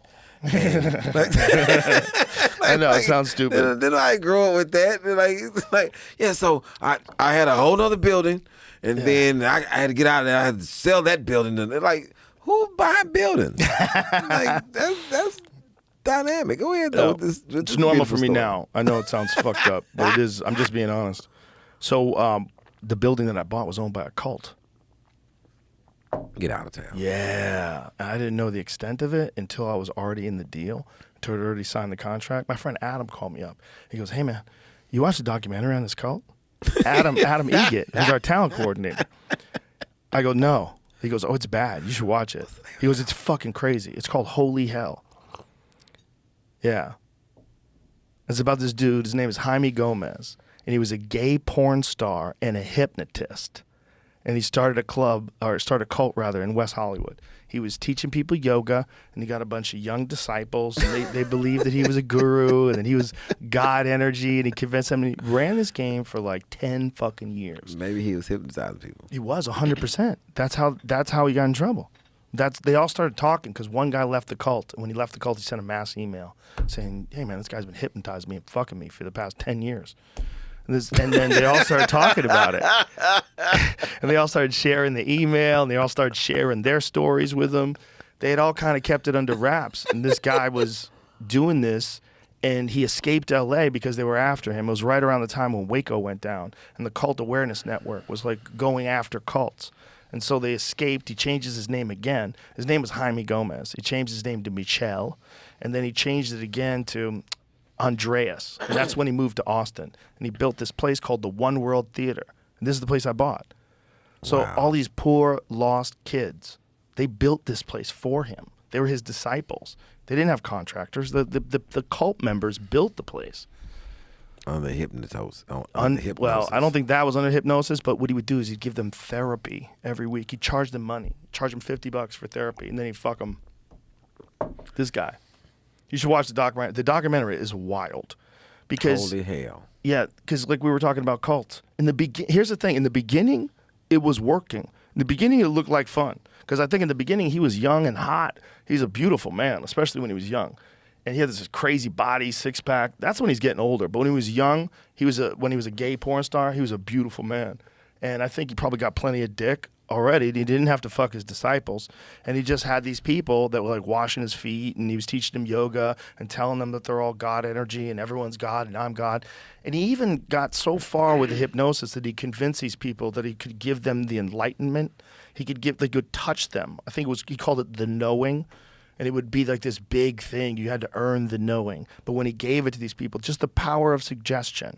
These people were like they were having these like ecstatic, psychedelic experiences. Like they encountered God, and it lasted for days. And these are people talking about this after they left the cult, after they knew he was a con man, after they knew that he'd just been hypnotizing people and fucking them, and he was just full of shit and getting plastic surgery and all kinds of wild shit. Even though they had gone through all that, they still went back and talked about when he would do that to them early in their life, and that they really did like experience God. They was on shrooms. I don't think they were. I think it's the power of suggestion, because I've seen it have you ever seen a comedy hypnotist? Yes. They can do some wild shit to people. That's a comedy hypnotist in front of an audience. Yeah. If you're a real hypnotist like this guy was, and didn't nobody know it, and you're just doing. And you're trained in hypnotherapy. You know how to get people to think. And if you've learned how to get people to think that there's this thing that you have, and you can give it to them, and you hold it over their head for a long fucking time until you actually do give it to them. And when you do give it to them, they believe it wholeheartedly. Yeah, and so they actually experience it. Because your brain can produce all kinds of wild chemicals. Your brain can produce legitimate psychedelic chemicals. Like full-on tripping chemicals. Yeah. So if this guy can convince you that that's happening, your brain probably does dump all those chemicals out because you think it's actually happening. That's crazy. Crazy. So he's kind of telling the truth, which is the most fucked up thing. He's kind of giving you this experience, and it is a real experience. But the whole thing goes off the rails. It goes off the rails. And eventually they actually fly him to Hawaii to get rid of him. Damn. They can't get rid of this guy. And like, why he can't be arrested for the nonsense that he's doing? See, the thing is, if you're going to arrest him, like those people are there because they're willing to be there. They want to be there. They believe in him. 20 people went with him to Hawaii. But when the cult broke up, a bunch of them flew to Hawaii with him. Yeah, he got magical. We started a whole new cult over there. And he's old by then. Now he's old and he looks like shit. When he was young and he was like this beautiful guy who was convincing everybody, you are love, we are all love. And they're like, yeah, we don't have to go to regular work. We can grow our own food, yeah. This is why I don't believe in cults, things like that. And I'm not like, I believe they happen. I just don't believe the person who's saying it, just like I don't believe in anybody who's trying to tell me how to get rich quick. Yeah. Because, like, why would you tell me? Right. Like, you are not that damn gracious where you like, oh, I'm a billionaire. I want to make you a billionaire too. Come on, man. Get the get rich quick scheme that they don't want you to know about. That's always what it is. They don't want you to know. Man, and any type of group thing, like something comes around all at once and everybody's doing it. Anytime I see a regular ass person doing something, like, yo, man, you can invest in this. Man, get out of here, man. Get your regular ass out of here. You know what I'm saying? Like I'm not, and you have to, for me to believe in you in something, you definitely have to look a certain type of way. Mm-hmm. I'm just not impressed. Even if you look homeless, it's still a way to look rich at the same time. Bert Kreischer showed me that. Like, I did Bert's podcast, and he came to I was in Tampa, and he came in my room with like no shirt on, flip flops, nails. He didn't even have on shoes, and his toenails was painted, and he come with all this equipment, and he walks in my room. The first thing he said, "Can I use your restroom?" I said, "Yeah, go ahead. It's right there." And then he comes out of the restroom. He's wiping his hands, saying, "Ali, no disrespect. Were you raised by a single mother?" I said, "Yeah, why?" "Because your room is amazing." I've been in my room for 4 hours, like I've been squatting for 2 months. And we do the podcast, and then he's walking out, and I'm thinking, because he don't have on shoes and no shirt, he's clearly in his nice Toyota Camry right here. And I'm walking towards his Camry, and I look back, and he's like, "Is that your rental car?" I'm like, "Nah, I was walking around, I thought this was your car." He's in this huge, like, pearl Benz. like, it's a beautiful car. This is a beautiful Benz.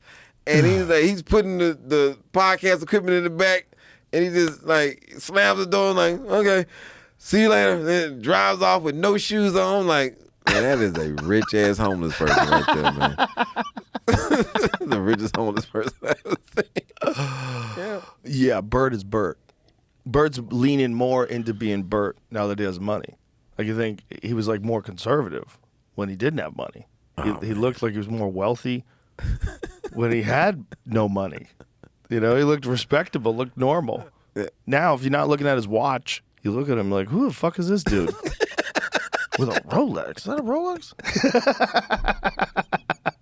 Rolex is going down. How the fuck did he get that Rolex? Anybody's getting it. That's a sky dweller. What the fuck? Yeah. He looked out at his premiere. Yeah. It looked good. The machine. Yeah, Bert. I called Bert up once. He was on a motorcycle in Vietnam. I called him up. I was in the Comedy Store in the back green room area, and I was about to go on stage soon, and it just felt like calling him out of nowhere. And he answers the phone. I go, "Where are you?" He goes, "I'm on a motorcycle in Vietnam. This is amazing." And I go, "What are you doing? You there for your Travel Channel show?" He goes, "Yeah." I go, "Dude, you got to quit that show." I go, "You're too funny. You're too good. You're a funny comedian. You should be making money doing stand-up comedy, not doing that show, man. I know it's a velvet prison. You got to quit that fucking show." I would love to do a travel show, though. Oh, it's too many months. He was gone for like 3-4 months at a time when his kids were young. Yeah, okay. It's like not good. It's also like it was limiting him. It was a great opportunity initially, but then it was limiting him. I'm like, Bert, you could, with just podcast and stand-up comedy, you're gonna be fucking huge. Like, you don't need to be saddled into this organization, because they're also gonna be upset if you talk about certain things. Travel Channel was a very conservative channel at one point in time. I don't know how they are now, but I know Anthony Bourdain had a problem with them as well, of a similar situation. It's like, Bert, you're fucking betting against yourself. If I find a great producer, I'm probably gonna do a podcast. You should do a podcast. It's just You don't need a great producer, man. Oh, well, I need a producer because me coming in setting up camera, I can. So don't do it on camera at first. Nobody can do all this by Just themselves. do it audio at first. Do it audio at first. Real simple. Get an audio recorder. Get one of those little fucking, what are those, Rones? What are those things called? What are those things called, Jamie? Zoom or Yeah. Roadcaster. There's a bunch of Yeah, them. They I had a set them Roadcaster. up now. They have like pre-made podcast setups that you can buy. That's how popular podcasts are. You don't need any bullshit. You got a mic like this. These are Shures. These are my favorite ones. We've been using these forever. You put it on a fucking stand. It plugs into that thing. You press record, and you do a podcast. You got an audio file. You upload it to iTunes. It's free. And then, boom, it's up there. You let everybody know it's up there. People start downloading it. At least, what is the percentage of the amount of people that just listen to us? What would you say it is? I think it's over half still. Yeah. It's a majority still just listen. Most people just listen. So that's this, and this is, a giant podcast. When you first start out, people like to listen to podcasts when they're driving. They like to listen to podcasts at the gym.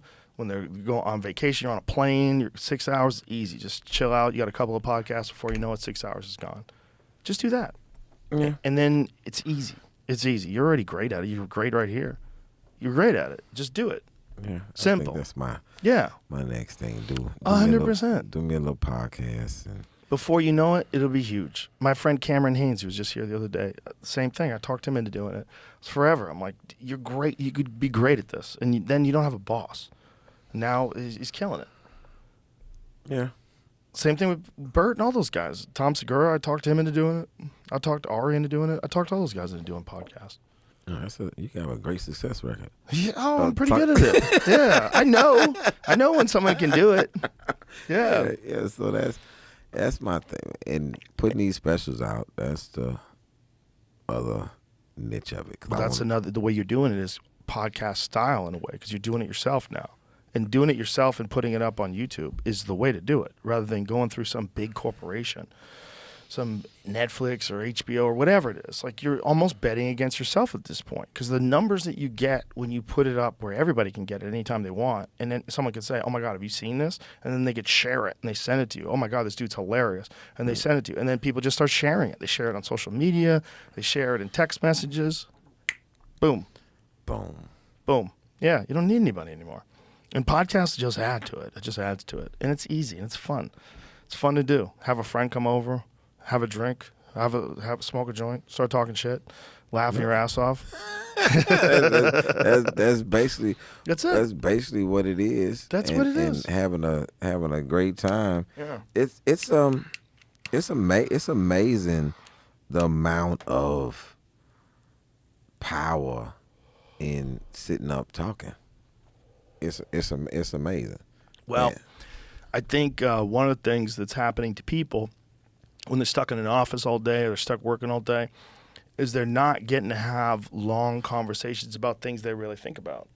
And if you are in a situation where you can listen to people have those conversations, it's the next best thing. And sometimes you can listen to those people have conversations with people that you're never going to get to meet, Oh, that's the thing.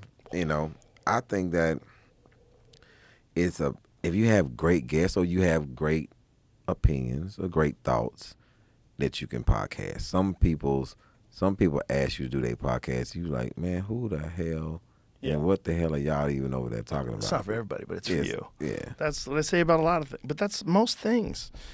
Most things that I like are not for everybody, That's comedy. Yeah. I remember when the only time I've ever not wanted somebody to be good ever was at the comedy stop. The laugh stop. In Houston? In Houston. That was the only time I ever wanted somebody not to be good. Why is that? I came there, you had to get on a list. When I started, you had to come there and get on a list. The open mic nights. Yeah. So I'm there and it's Monday and I signed up and I was like 26 on the list. I'm like, man, 26 people gonna go up. And the guy in front of me was like, yeah, man, I've been doing this 20 years. And I was like, oh, shit. He is 25 on the list. And he said he's been doing it 20 years. And I'm thinking, yeah, I know a lot of comics, man. I've studied this game a lot. I hope he's not funny.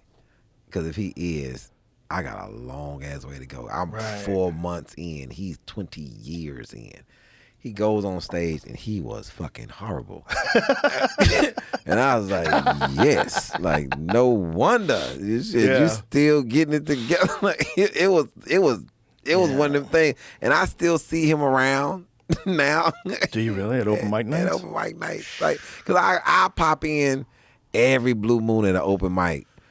And when you go in there, you see the same people in there. You like, what the freak is going on? Yeah, what is going on?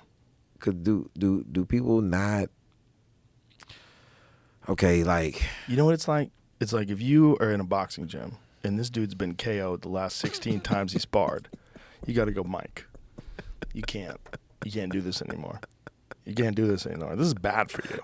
This is bad for you. No, bro. You know, I'm working on my head movement. Let me in there.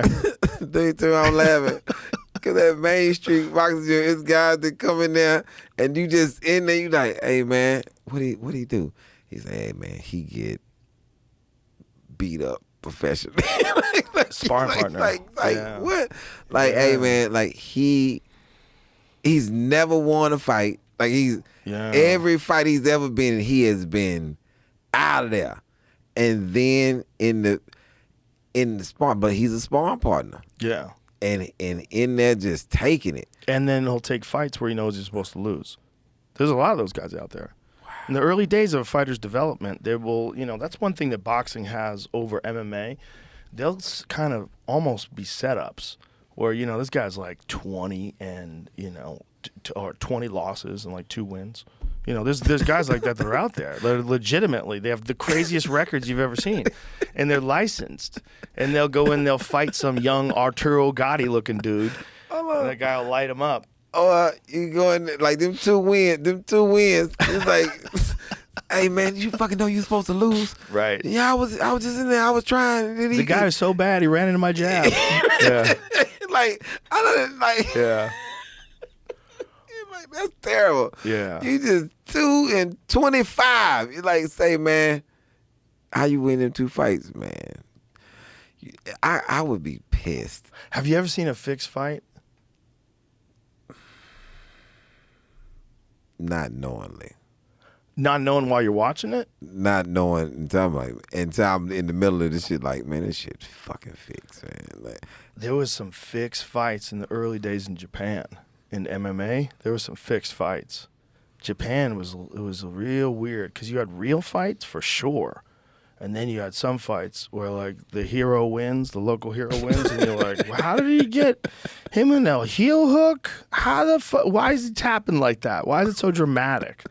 It was like, this is pro wrestling. This is like, there was some weird moments, and there was a boxing match. I remember this one. There was I believe it was in. Remember the guy who had a bunch of weird surgery? He had like muscle implants, and he boxed this guy, and it was so clear that the guy took a dive. It was like the worst acting of all time. Who is the guy, the bald head, big white guy that Tyson fought when he got out of prison? Oh, he wasn't bald. Peter McNeely. Peter McNeely was the white guy. Oh, you mean Franz Botha or Andrew Galata? Was it Andrew Galata you're talking about? The Polish guy? He had on some American shorts. He had on some shorts with some color on them. I can't remember. Not that guy that had on the green. If it's Peter McNeely, Peter McNeely is the guy who fought right out of jail. That's when Tyson had a 6-pack. Remember? Not him. Because that dude had on green shorts. Did he? So this is the guy. So the guy on the left, is he like some rich guy or something? But look at him. He's some rich guy, and he's got fake muscles. Yeah, he got implants. I can see that off the rip. Yeah, but it's wild. Look, his shoulders are fake. Everything's fake. It's weird. And so it's like this is the clearest like fixed fight you're ever going to see. Look at this. I mean, come on. How fake does that look? That looks so fake. That looks so fake. What just happened? He hit him with a left hook. I know. But watch it again. Let's watch it again. Look at this guy holding his hands up and watch. Watch this. He like literally shows him his chin and just goes like, and he goes down. Yeah, it's so fake. Watch. I mean, this guy's a terrible actor. Crazy. Terrible actor, right? So he moves forward, and then Muscles over here is going to move in for the kill with his 0 skills. Look at this. Look at, I mean, he's got nothing. It's like a guy who just learned boxing yesterday, and he's holding fake boobs. It's crazy. Like, this is man, one of look the at weirdest videos, I think, on the internet. He must be a billion trillionaire. I don't know, but he's got to be an insane person. Like, he's definitely insane with these fake muscles. But also the fact that he wants people to think that he had a boxing match and that he won. I mean, this is crazy. This guy can't even fake go down. He's Yeah, just like, and then the referee waves it off. That's it. What a conqueror. I mean, this is a crazy video. It's fixed boxing fight. You could find it on YouTube. Oh, man. It's Look fucking, at this. yeah. Look at this guy. That's a crazy person. Look at this guy. He's insane. Yeah. That's it. That is a weird thing to do, to be a man and get pec implants. That's insane. That's so crazy. Man, do you understand? I think people don't think that these people have problems. They just think that they just want to enhance their body. Everybody wants to enhance their. Oh, okay, That's all right. That's crazy. You just me stuffing some shoulder pads under my skin and just like. You see the one guy who has like the most of it? He's like a human Ken doll. Yeah, what's that dude name? I don't He's know, a but weird dude. Oh my God, he's got everything. He got All the calf implants and bicep implants. Like, man, what is wrong? And then his neck all skinny. Like, that's crazy. It looks so weird. Oh man, But it's one of those oh things. boy. Yeah, it's one of those things like anorexia. They can't see how other people see it. They have body dysmorphia. Show a photo of his body, because he's got all these implants all over the place. Like, that's crazy like, town. all of his like quads, his quad implants and calf implants, and He's addicted to the surgeries. yeah, and look, his shoulders. I mean, it's kind of nuts, man. But then the neck is all thin and Yeah, look at his neck. like, that's crazy town. Is Yeah. it 2 different people, or is that the same? I don't know. That one looks even scarier. Click on that one. That's a different person. Click on that different person. What is that? Oh my God! Click that one. Yeah, click. Jesus Christ, man! Oh my God, that is wild. That is wild. Man. Oh my God, that's so crazy that's a real person. And I know more people. I know a lot of people just just want to take the picture, which is feeding into the craziness. Well, yeah, because it gets you more attention, right? He says he's sinking after 11 nose jobs. Oh, that's the other thing. They all get addicted to it, so they keep going. Like Michael Jackson. Oh, man. Yeah. Like we were talking about the other day, like Michael Jackson's plastic surgeon, that dude never advertised. Just kept going. He just kept going. Oh, my God. And the Barbie. Oh, my God.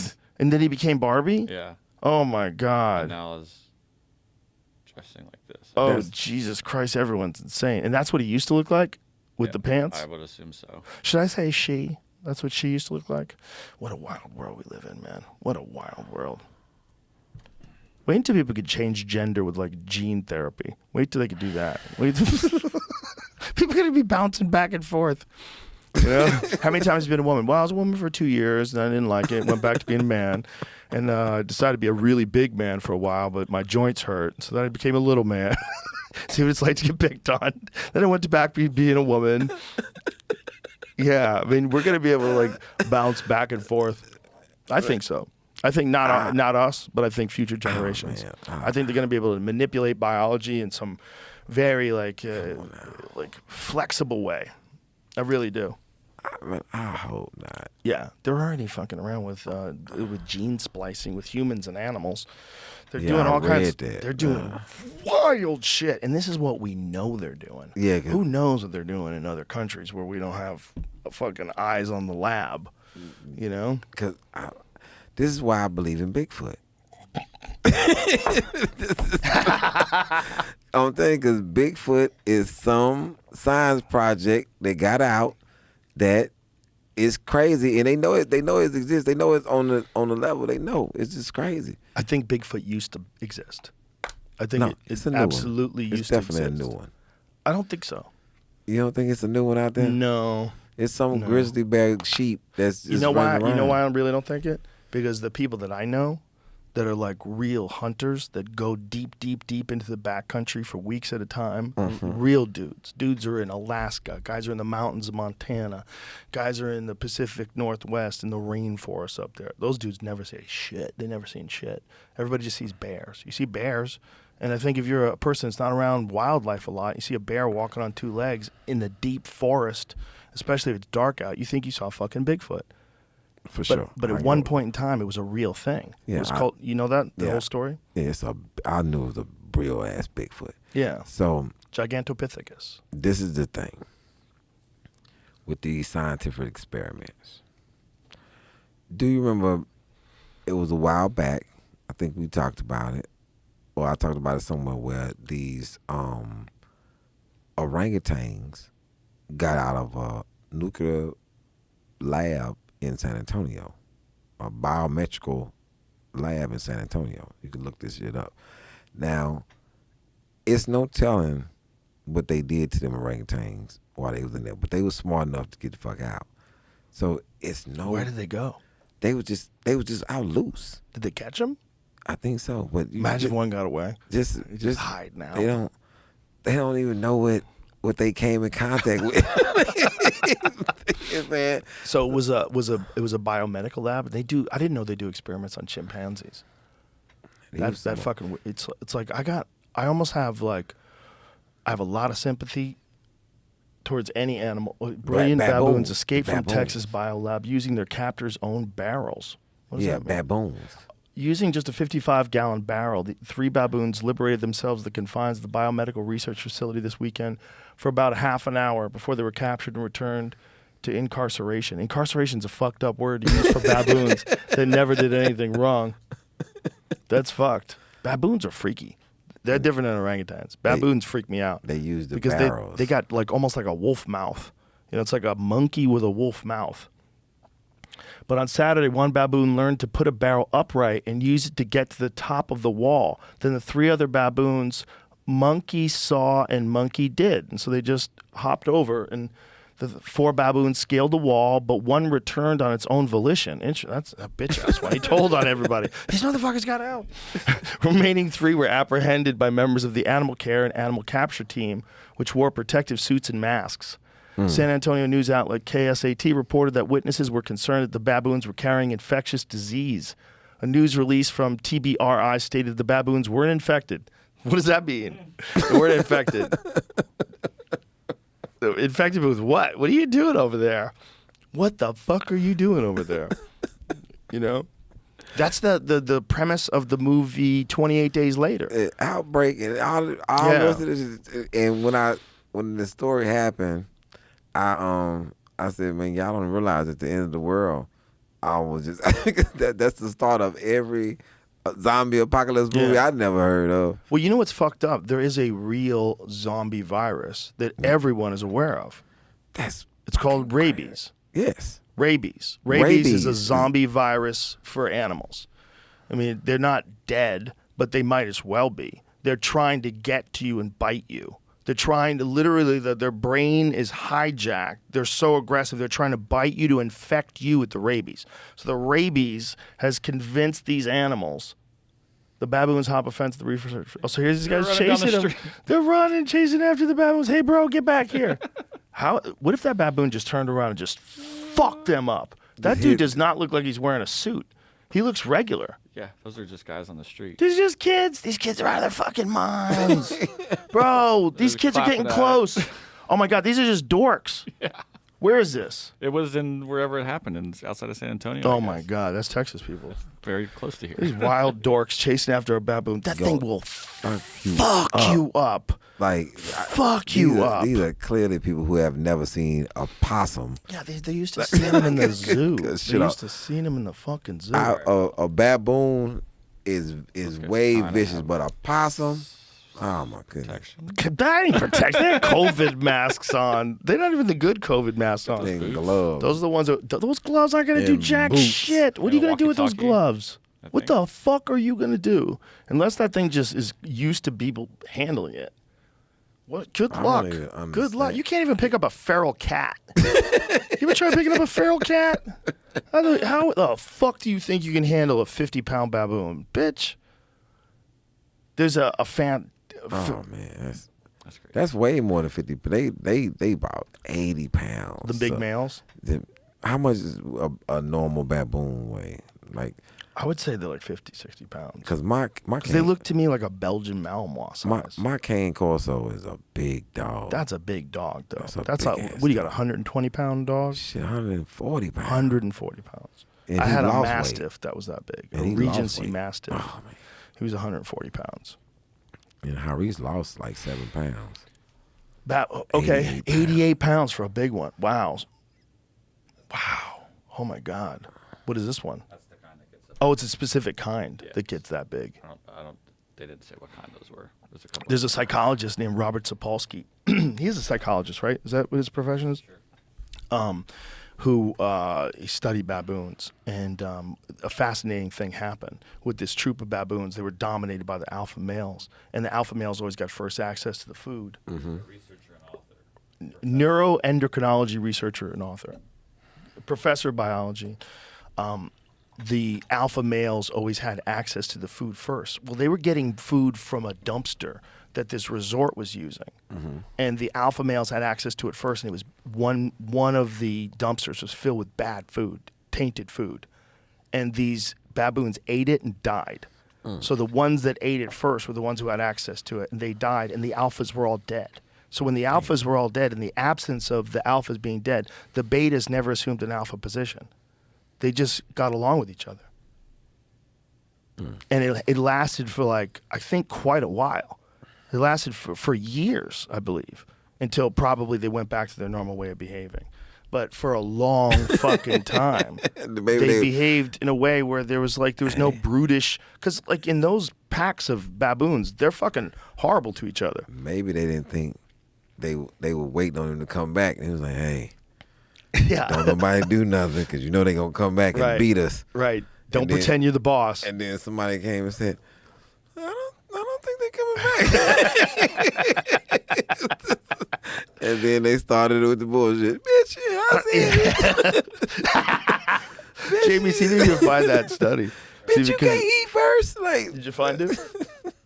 So when the top-ranking males died off in the mid-1980s, aggression by the new top baboons dropped dramatically, with most aggression occurring between baboons of similar rank, and little of it directed towards lower-status males, and none at all directed at females. Troop members also spent a large percentage of time grooming, sat closer together than in the past, and hormone samples indicated that the lowest status males experienced less stress than underlings in other baboon troops.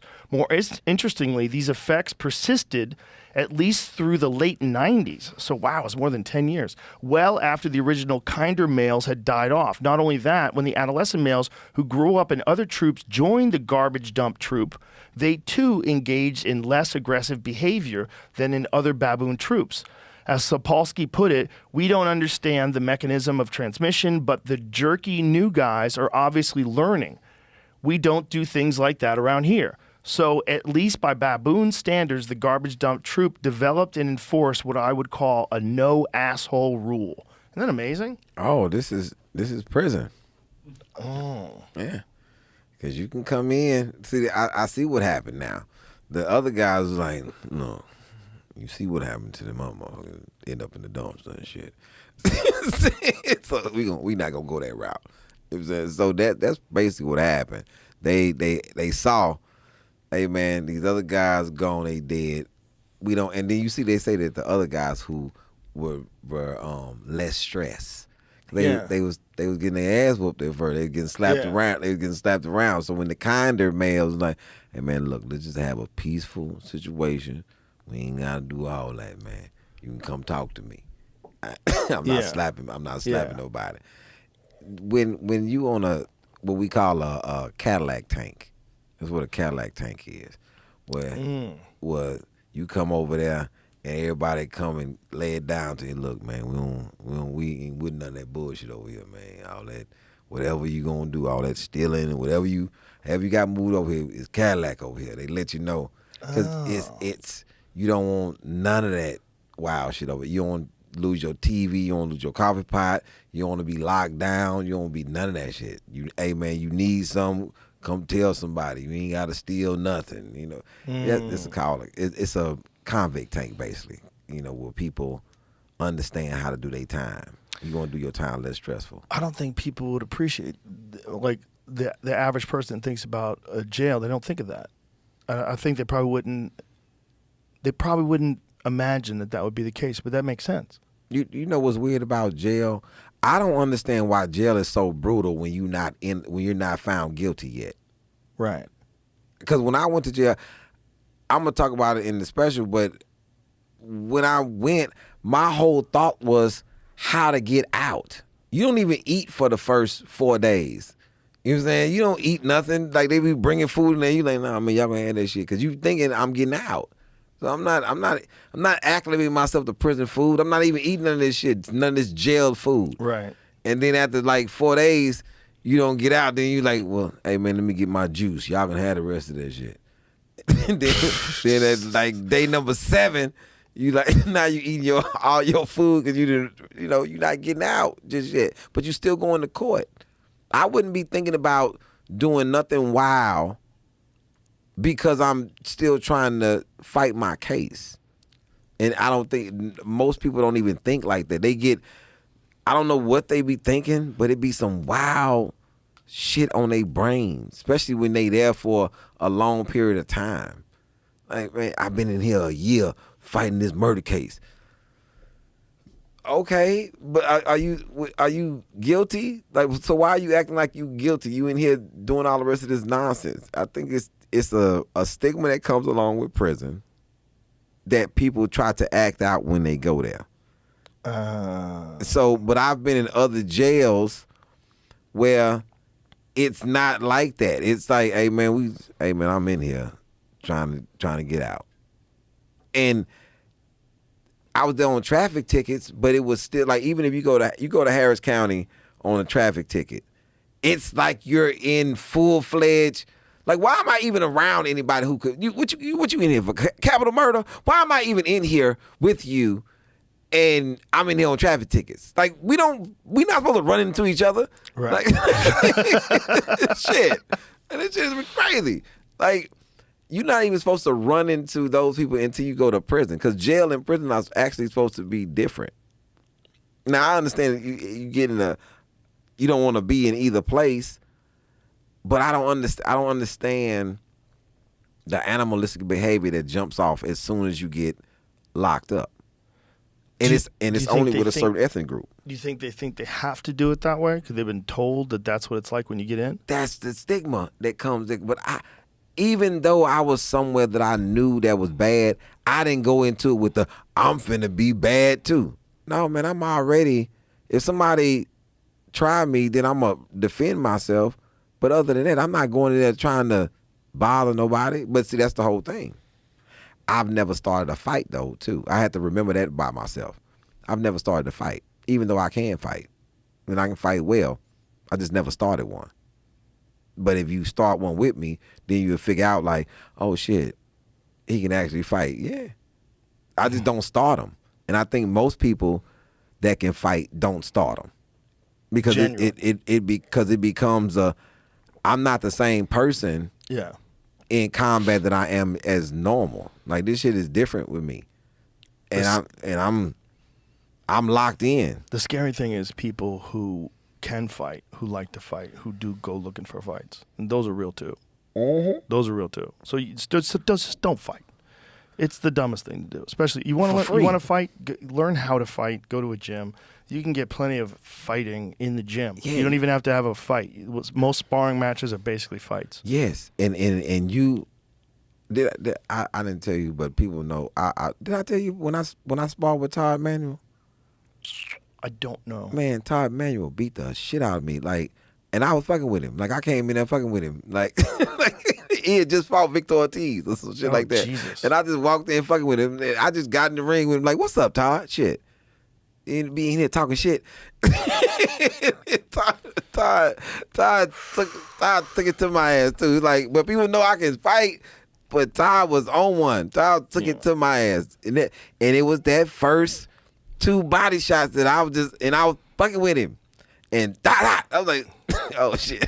Yeah, there's good, and then there's professional good, right? And then there's high level professional good. Yeah, high level professional good is fucking scary if it's boxing. Yeah, like. like Gotti just found that out about Floyd. Like that shit is different.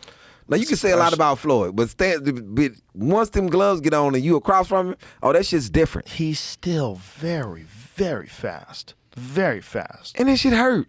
Oh, yeah. All that shit hurt. Oh, yeah, of course. Like, even if he playing, that shit hurt. Yeah. I mean, he fought Logan Paul. Logan Paul weighs 200+ pounds. And he turned the shit out of Logan Paul's neck. Like, crazy. Crazy. Like, wow. And I think he held him up like, hey, man, don't fall because you'll mess the money up. I think he's just too big. I think Logan was just too big. If they were the same size, I think Floyd would have knocked him out. But Logan was so big. He was so much bigger than it. But them shots, though, was It's so crazy to see a guy who is the best boxer of all time having a fight with this super athletic, gigantic YouTube kid. I mean, look at the size difference. It's insane. Yeah. It's insane. It was like when he Who the wrestled. fuck else is there? It's like when he wrestled with the big stuff. Yeah. Yeah, pro wrestling. Yeah. But that's at least that's theatrical, but right? This is an actual fight. He They actually turned his boxed. neck. Even when he fought the Big Show. When he fought With boxing Canelo. gloves on. Yeah. When he fought Canelo was a big ass dude. Yeah, Canelo's a big ass dude, but he was very smart with that Canelo fight. He made Canelo drop down to like 152. I think that's what the weight limit was. Canelo, really had to drain himself to get down there. And also, like, you watch Canelo before Floyd and after Floyd, and you just go, oh, he learned. His head movement is superb now. Canelo gets in there. There's fights of his where you see his head movement, and you're like, oh my God. I just saw his last fight with Canelo, and he big. Yeah, he's a big fella. Well, he's doing 175 now. When he knocked out Kovalev, so he got real small for that fight. Floyd is smart, man. Like, same with Manny Pacquiao. He waited and waited and waited and waited and waited until after Marquez knocked out Manny, and he's like, okay, we can fight now. I think that was mostly promoters. These promoters they're brutal. They just and then everybody blamed the fight. Oh, you didn't want to fight him. No, they couldn't get the shit together. Bro, the most disappointing one to me is Tyson Fury and Usyk. I was really looking forward to that fight. That was an interesting one to me because Tyson Fury is the biggest in the division. He's got insane skills. He's fucking huge. He's 6'9". He's arguably one of the greatest heavyweight boxers ever. And Usyk is this phenom of technique and footwork and movement. But how is he going to fuck with that 6'9" guy? How is he going to fuck with that jab? I mean, how can he even get close to him? He's so much bigger than him. I mean, it's a fascinating fight. And they fucked it. Even gave him 70-30. Tyson said he wanted 70-30, which, makes kind of sense. He's the big star. Yeah. Usyk even said yes, and they still couldn't get the deal done. Still couldn't get it done. I don't know what the fuck happened. I know this Crawford and Errol Spence is going to be... Thank God they got that done now. Because I was worried that they were going to wait until Terrence was older, because it's like if it happens 2 years from now, what is he, 36 now? Yeah. Yeah. That's a fucking good fight. Regis Rougalou is coming up. Terrence Crawford is the slickest switch hitter since Marvin Hagler. This is going to be a problem. This is a hell of a fight. 28-0 versus 39-0. That is wild. And I think that, what you predicting in this fight? I would never predict a fight like this because a fight like this to me is a let's see. Let's see. Yeah, it's definitely a let's see. It's a let's see because they're both at the top of the top in boxing today, the pinnacle. Both of them. But both of them had a strength. This is one of them let's see. I didn't think Tank and Ryan was just gonna be this electric fight. I just didn't. I just thought Tank was just too much. Yeah, I thought he was gonna be too much too. It's just he has too many tools, and his style is so weird. His style's so weird. Like, he's so conservative in the beginning. He's not throwing hardly any punches, but the fucking threat of danger always looms. It's terrifying. That's the problem with him. It's like you could be doing all that. He just oh my God, if he hit me with any of this shit. Like, you still throwing very tentatively. Like, hey, if I throw this jab at, I need to get this shit right back. Right back. Like I need this shit. Do you understand how fast I need to get this jab back to my goddamn face? I need this. And I won't even, and people won't even throw it all the way out there because they need to get, like, I can't give, because he's already up under you. Yeah. And that's the problem, that you see that he's up under you. And you're like, oh, shit. Yeah. If I throw any goddamn thing, he going to turn, and he going to blow my shit up. And he's coming straight from the floor with crazy speed. It's like Tyson. Yeah. It's more, like, people don't realize, this shit is like a small Tyson coming, because Tyson was so leveled up under air. Like, as soon as you throw anything out there, like, if I throw my jab out there, I got to have my knees bent, and this shit got to, I need my elbow to guard my goddamn bread basket, my liver, my kidney, all this shit, because, it's just bad. It's bad news. It's just bad news. Terrifying. The consequences of any mistake are so big. The consequences. Pull up a Gervonta Davis highlight. Let's watch some highlights, KO highlights. As soon as you open any of that shit up, he is, How many fights does he even have that have gone to decision? Oh, man. It's only a couple. Yeah. And it's one when he broke his hand. There was one fight where he won a decision where he broke his hand. That might be the only one that went to a decision. Damn shame. The only guy who I think has a higher knockout ratio that's a champion is Artur Beterbiev. That's the light heavyweight guy. Count two. So he's got one in 2014. Uh-huh. And then one, up here. Isaac Cruz. 27-0. And all of them except 2 are by knockout. Or 29-0. And all of them except 2 are by knockout. 27 knockouts. Look at this shit. Look at that. Look at that. Look that shit. Jesus. That shit. Oh, like, my God. And it's skillful, right too. Right up under your shit. That fucking uppercut I'm is right so here, nasty. I'm right here, and soon as you throw something out there that I think is, okay, you finna go. Oh, look at that right hook, man. Right on the temple. It's just he hits people different. Watch this. Don't. Boom. Right over. Oh, my God. The speed and the accuracy. It's the power, and it's also the technique. It's like everything is there. It's not like he's just a slugger. He's like he's a scientist. He's like dissecting in there. He's downloading data and then applying it and moving on you in a way you never had anybody move on you before. Well, you can't breathe. Look at that body shot. Oh, my God. He will not let you breathe. What's that? Bam. Oh. You throw yours, and I'm going to throw mine. Oh. I'm already up under you. And when you look at him, I mean, he looks super athletic and fit, but it doesn't look any different than a normal super athletic fit guy. You know what I'm saying? It's not doable. Yeah, it's not like some weirdness about his body that you see, like if you see like Yoel Romero, he's so ridiculously huge. When he knocks people out, it kind of makes sense. But Gervonta looks like a regular guy, but he hits like a fucking Mack truck. The Rolly fight. Look at this. This one. reach Boom. is crazy. I mean, look at that left hand. Play that again, because that was crazy. Boom. I mean, it's picture perfect. He's coming in, and he catches him coming in with a perfect left hand. Look at this. Boom. You don't even. Oh, I mean, crazy. Some dudes from a shot like that, they're never the same guy. He ain't the same. Yeah. that shoe is leaning. Boom. I mean, incredible. Look at this shot. Yeah, he's so dangerous, man. He's so dangerous. It's like that body shot is what set all that up. That because he is. What's the guy that went to his corner? He's like, man, I can't see. The guy before Ryan, the guy went to his corner after the round. Is like, I can't see. Probably this. Maybe. I don't know which guy it was.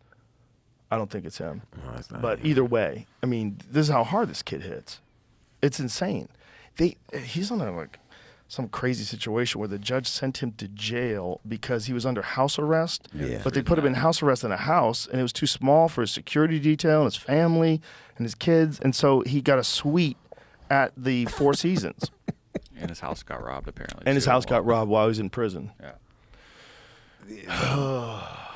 That's insane. It's insane. He's so fucking talented. There's so many fights for him now. After the Devin Haney, Lomachenko fight and Shakur Stevenson, like that division is just stacked.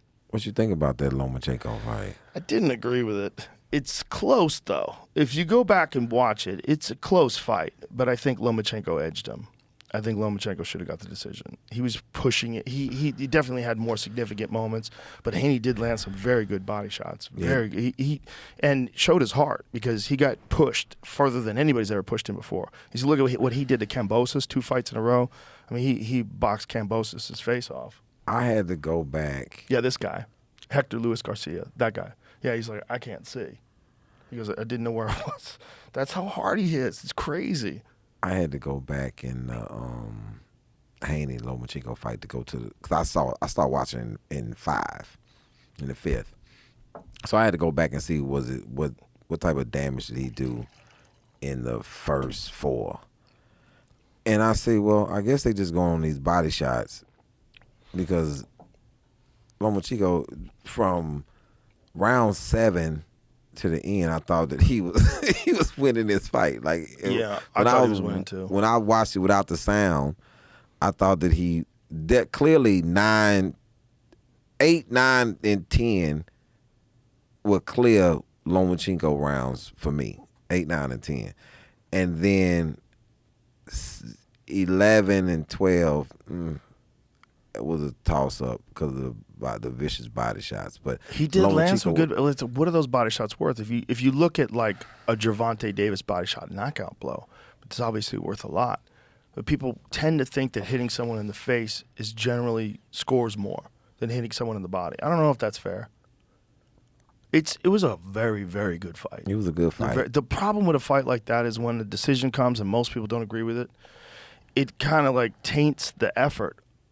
You know, it's like everybody like looks at Haney like he did something wrong. And he fought an amazing fight against a guy who's a ghost. Lomachenko's a ghost. Yeah. I mean, what he does in there is wild shit, man. And he's a hard hitting, and he pushed the fight. He pushed the fight. Yeah, he definitely pushed the fight, and he definitely did some wild shit, but he definitely got hit with some hard body shots.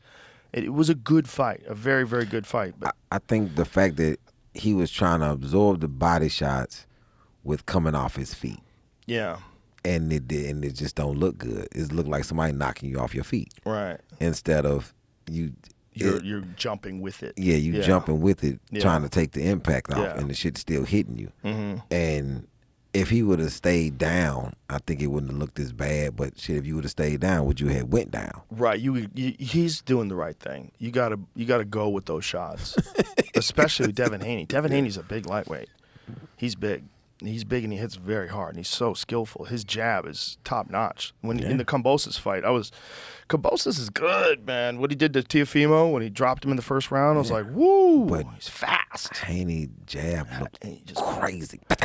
It looked crazy, but he also like technically looked so good. That's what I'm saying. Everything he did was so good. Everything he did he's so well schooled. You know? Yeah, he is. That was yeah. that was good. That Lomachenko, I just want to see them fight more. But I think Crawford is going to. That is a big one. I think Crawford's going to pull it out. Well, it's going to be interesting to see.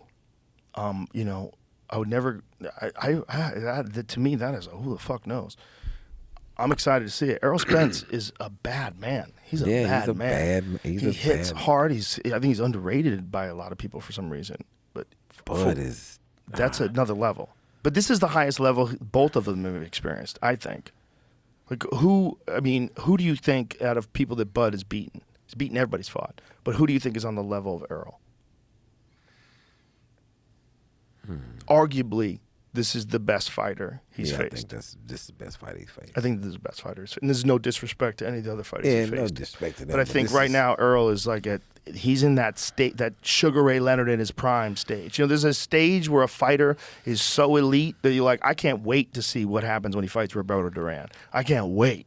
You know, there's this level where you're like, how good is he? I just saw Sugar Ray at his benefit for diabetes. And Sugar Ray looks fit right now. He works out on Instagram. Sugar Ray looks like he ready right now. Like You whoever, can see his workouts. He puts workouts up on Instagram. And you know, when you run into a fighter and you don't realize how small they are in certain fighters, and then the other ones you don't realize how big they are. I ran into Sugar Shane Mosley at the same benefit, and he's smaller than me, but he's rocked up, like up under his sweater with so many knots. Like, it's like a pillowcase full of shoes. Like it's like he was just all these rocks. I'm like, hey man, Sugar Shane, you good for you? What's up, brother? You good? I'm like, good Lord, you strong, man. Like, why? Right now. And then Bernard Hopkins was there in a suit, real tailored. I was like, hey champ, how you doing? Hands was just stone. Yo, I'm good, brother. But talking soft. Just, hey, brother, you good? But Sugar Ray, man. Sugar Ray. Here's Sugar Ray, still working out. And he's... Look at him. It just, all that hurt. It's like this... It's like at Midtown, at Main Street Boxing Gym, right? It's this man, he is 79. And he comes there every day. He cleans up in the gym. And try it. Try it. You think that you're going to get a win off of him. Hey, man, let's box around. This is going to be the worst day of your whole entire life. Because He's 79? I don't know who he used to fight. What he got soon as that bell go off, it is a problem. Like, hey, man, you know me and you just talk like we friends. Like, this shit is bad. Really? Yes. Wow. And it is a melee. Did you see George Foreman hitting the heavy bag at 74? Oh my God. Did you see that? Yes, I saw it on the internet. Find that. It is insane. Insane. Insane. like, and then Mike Tyson working out. Yeah. Oh my God. Oh, it's like, man, does his trainer, does it not look like he's killing him? Yes. Like his trainer is Rafael Cordero. He's a legendary MMA trainer. He runs King's MMA in California. Ooh, it's like Rafael Cordero is the man. It's like them blows are coming so close. And he's wearing a bodysuit and eating those body shots. Fuck that. And then also you got that, just knowing Mike Tyson has boxing gloves and he's in front of you and somehow or another you're in a fucking ring with him and he's moving towards you. Like, what does that feel like? But check this out. Look at George. And that's the big one. Yeah, give me some volume on this because we got to hear this. You still got that power? Here. Yes. Oh, watch it. What happened to the volume? I don't know. Oh, we got to hear it. Oh, you got to hear it. Oh, this doesn't mean anything. Let's fix that. Let's fix it. Whatever it is. And that's that. If I'm quite sure you have been on the biggest bag in the gym. Yeah, that's a big ass bag. And that shit don't move. Like you, hey, and the bag not moving. Jamie, what's going on? I have no idea. Can we try just? No, it's not even getting to my computer. I'm trying to figure out why. This man okay. not even, he knocked his But it hat did off. before. No, that was my laptop. I was just So there's something wrong with the connection to the computer. There it is. Here it is. Okay, back it up. Back it up so we can see it again. Yeah, my dad still got it. Here it is. You still got that power, Dad? Power doesn't age. Are you ready? Let me see what you got, champ. Sounds acted out.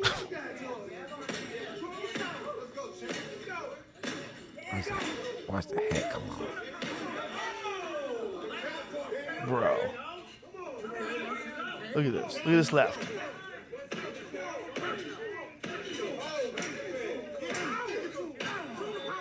Dude, and that's one of the things that George Foreman used to practice. Go to young George Foreman hitting the heavy bag. George Foreman, like, he would hit the heavy bag different than a lot of people would. One of the things that he would do is he would always just practice walloping the heavy bag. Just stand in front of it, full blast, winging punches. Not like setting things up, moving around. No setup. No. All right, we're back. See if you can find young George Foreman hitting the heavy bag. Why did he have his face on that bag? George coming around. The other dudes, because he's never had George Foreman hit the heavy bag with him before. Crazy. It's hard to hold the heavy bag without doing that, though. Like yeah, here it goes. Look at this. That should come through now. So this is what he did a lot of this. It's not coming through. The volume's dead again? There it goes. I got it now. Look at this. But who hits the heavy bag like this? He's just winging punches. One of the more prodigious sights I've had He in got my his life. hand out the way. It Yeah. seems to me that of all the people I've seen hitting heavy bags, Look at the including dents. Sonny Liston, no one ever hit it the way Foreman did. Yeah, I mean, even the way he does it, he's just throwing power shot after power shot. And that's just to break you. Yeah, I mean, and not even really bending that much at the knees. That's what's crazy. The kind of power this dude had.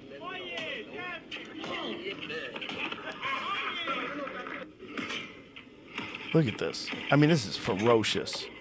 Ferocious. When he gets his legs into it, my God. And this thing, Ali was taking that. Took it all. Took it all and dodged him. I want you to pull up George Foreman knocks out Joe Frazier. Ooh, it was crazy. I thought Frazier was gonna die. He knocked him off his feet. That was a crazy one because that was when Joe Frazier had just beat Muhammad Ali. Yep. And then you see what Foreman does to Frazier, and everybody thought that Foreman was going to crush Ali, and they were scared. Because it was like, this is the first super heavyweight or something. Yeah. So this is the second round. So this is when he's already hurt, I believe. I don't remember how many rounds it was. Oh, they're showing a replay of this. So this was like he had hurt him the round before. Yeah, here it is. Watch this. It's just crazy. The power. Even the way he's boxing, he boxes the way he hit the bag. Look. Yep. It's just the power is so extraordinary that if he catches you at all, he thumps you with that jab and then just swings at you. And he hit you. Oh, look at that uppercut. Oh, my God. Look at that right hand. Oh, my God. Oh, my God. Look at that uppercut. Oh, my God. Oh, my God. Oh, my God. So the round ends. He doesn't know where he is. Now the round is about to end. 2 knockdowns in the first round of Joe Frazier. Down again. No saving by the bell. So he gets up and he goes back to his corner. Now, this is what's amazing, that they didn't stop this fight. They didn't. That's amazing that his corner didn't say, that's it, champ, that's it, champ. No, because he's a warrior and But you this can't is let a him go out. different time, too. This is a different time, too. I think today they would have stopped the fight. Yeah, they probably would have stopped this. I think today they would have stopped the fight. Especially knowing this type of power that's coming. So this is afterwards. What's going on? What's he warning him about? Oh, my God. Oh, my God, it's power. And here it is. Boom. And see, the problem is, you can't even block that with your gloves. No, it 'cause doesn't it's help. too much power. It's so much power. And it's skillful, too. It's like he wings those to the body, but he's also skillful with the jab. Oh, look at that left. Oh, my God. Frazier couldn't even throw his. For the 5th time, he's down. This is crazy, this fight. And he's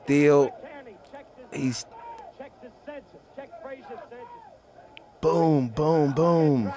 I mean, what a warrior Joe Frazier was. that leg, he gone too. Yeah, And he's still, for sure, but he's still in there. I mean, oh, look at that.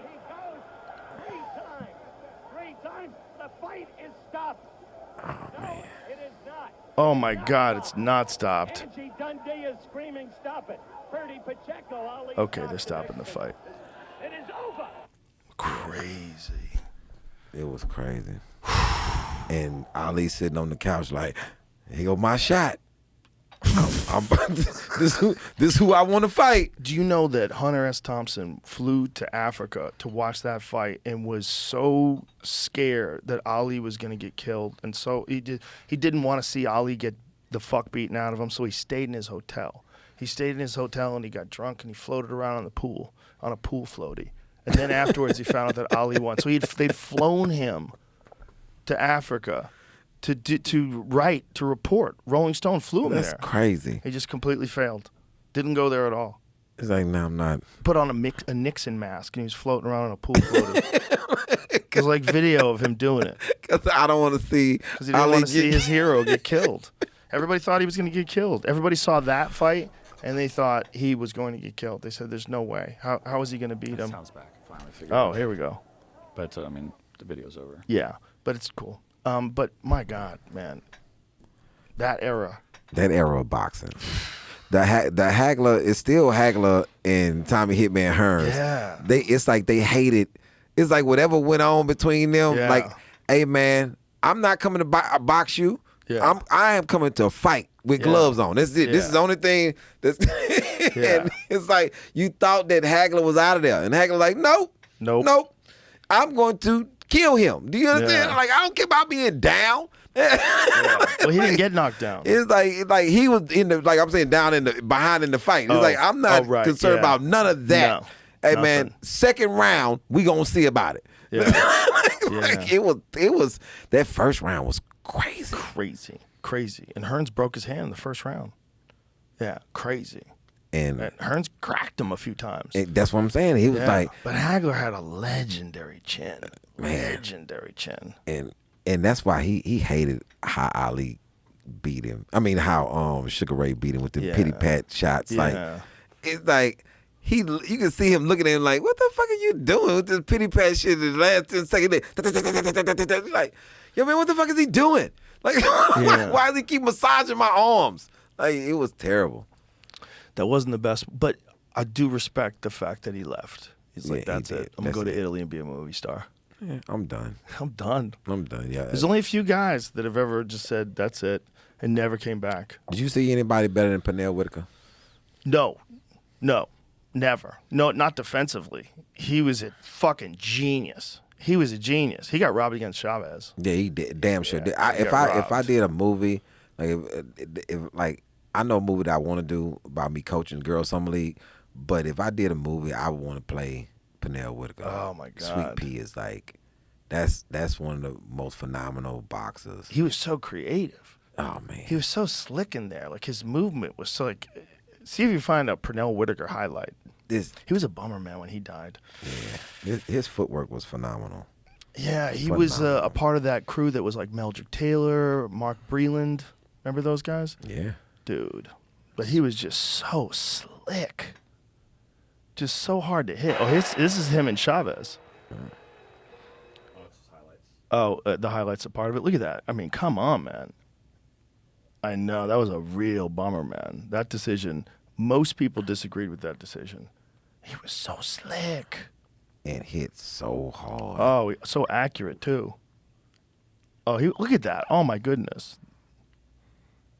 He was amazing. Yeah, he was an amazing boxer. That whole era. Yeah, there was a lot of great fighters. Look at this. Look at this. De La Hoya chasing him down. He's standing. Look at that. That's amazing. Look how slick that is. I mean, come on, man.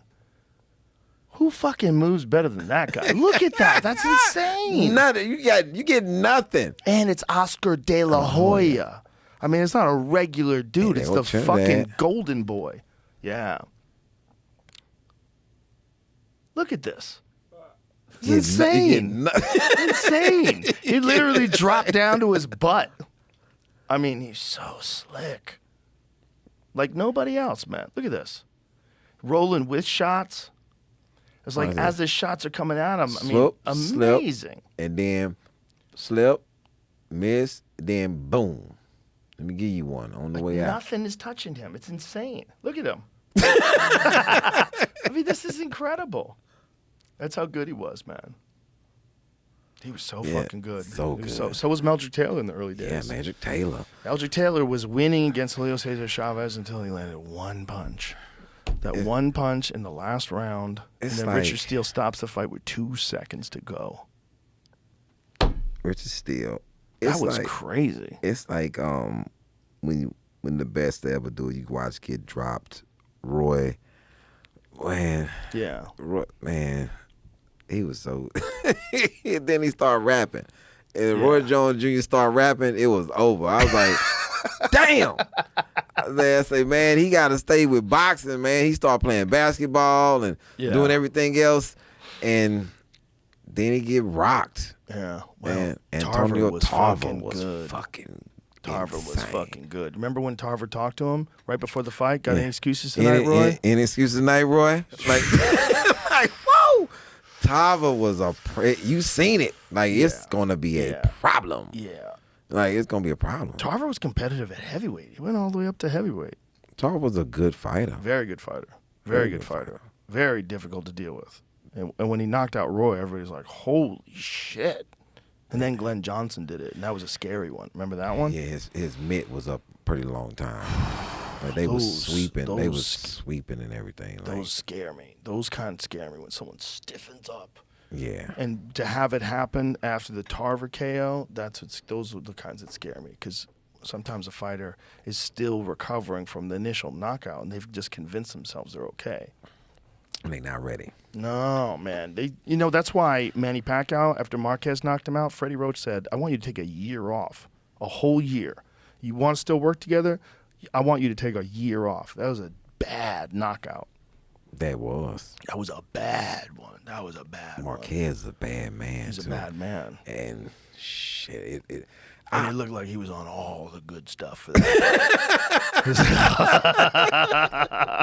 It looks like his piss would melt the styrofoam cup. I want everything that I'm not supposed to be taking. Yeah, this bro. Shit is, I'm ready. Bro, if they drug tested him, it would ding like a carnival bell. Ding! like one of them Bugs Bunny ones where he's got the big mallet. He's juiced out. Like, man, they he was working with the guy that Pacquiao used to work with. That was Juicer Pacquiao. Yeah, the guy that Pacquiao, the strength and conditioning guy, which is always the juice guys. Yeah, always the juice guys. Always the juice guys. Those are the guys. They're 70 and they got abs. Like, I was just eating this banana. I don't know what. I didn't know what was in it. He ate my food. I had no idea what was in it. Like Canelo said, he got some tainted beef. How'd you get the fucking steroids in your body? Tacos, bro. It's just like got a tainted taco. They just sprinkling on the taco. Like, this shit was crazy. Like, Frank Mir, who was a UFC heavyweight champion. Look at that. Yeah, he was Jack City, son. Jack City. And that's at the weigh-ins. And they had real weigh-ins back then. So he looked a lot bigger the next day. So those weigh-ins, like the UFC, we don't have real we have real weigh-ins, but when the public sees it, it's a ceremonial weigh-in. And it's oftentimes many hours after the first weigh-in. So what happens is they weigh in at like 8, 10 in the morning. And then they get to rehydrate till 4 p.m. when they get back on the scale for the ceremonial weigh-ins. They've been drinking water and electrolytes all day and eating all day. So they might be like 10 pounds heavier, like no bullshit by then. And then they look good. So Marquez on fight night, though, show him Marquez versus Pacquiao. Was it 3? It was the third one, right? That was the last one. On fight night. It was 4. That's right. It was 4. And they wanted to have a 5th one, and Marquez was like, no, I'm good. I got it.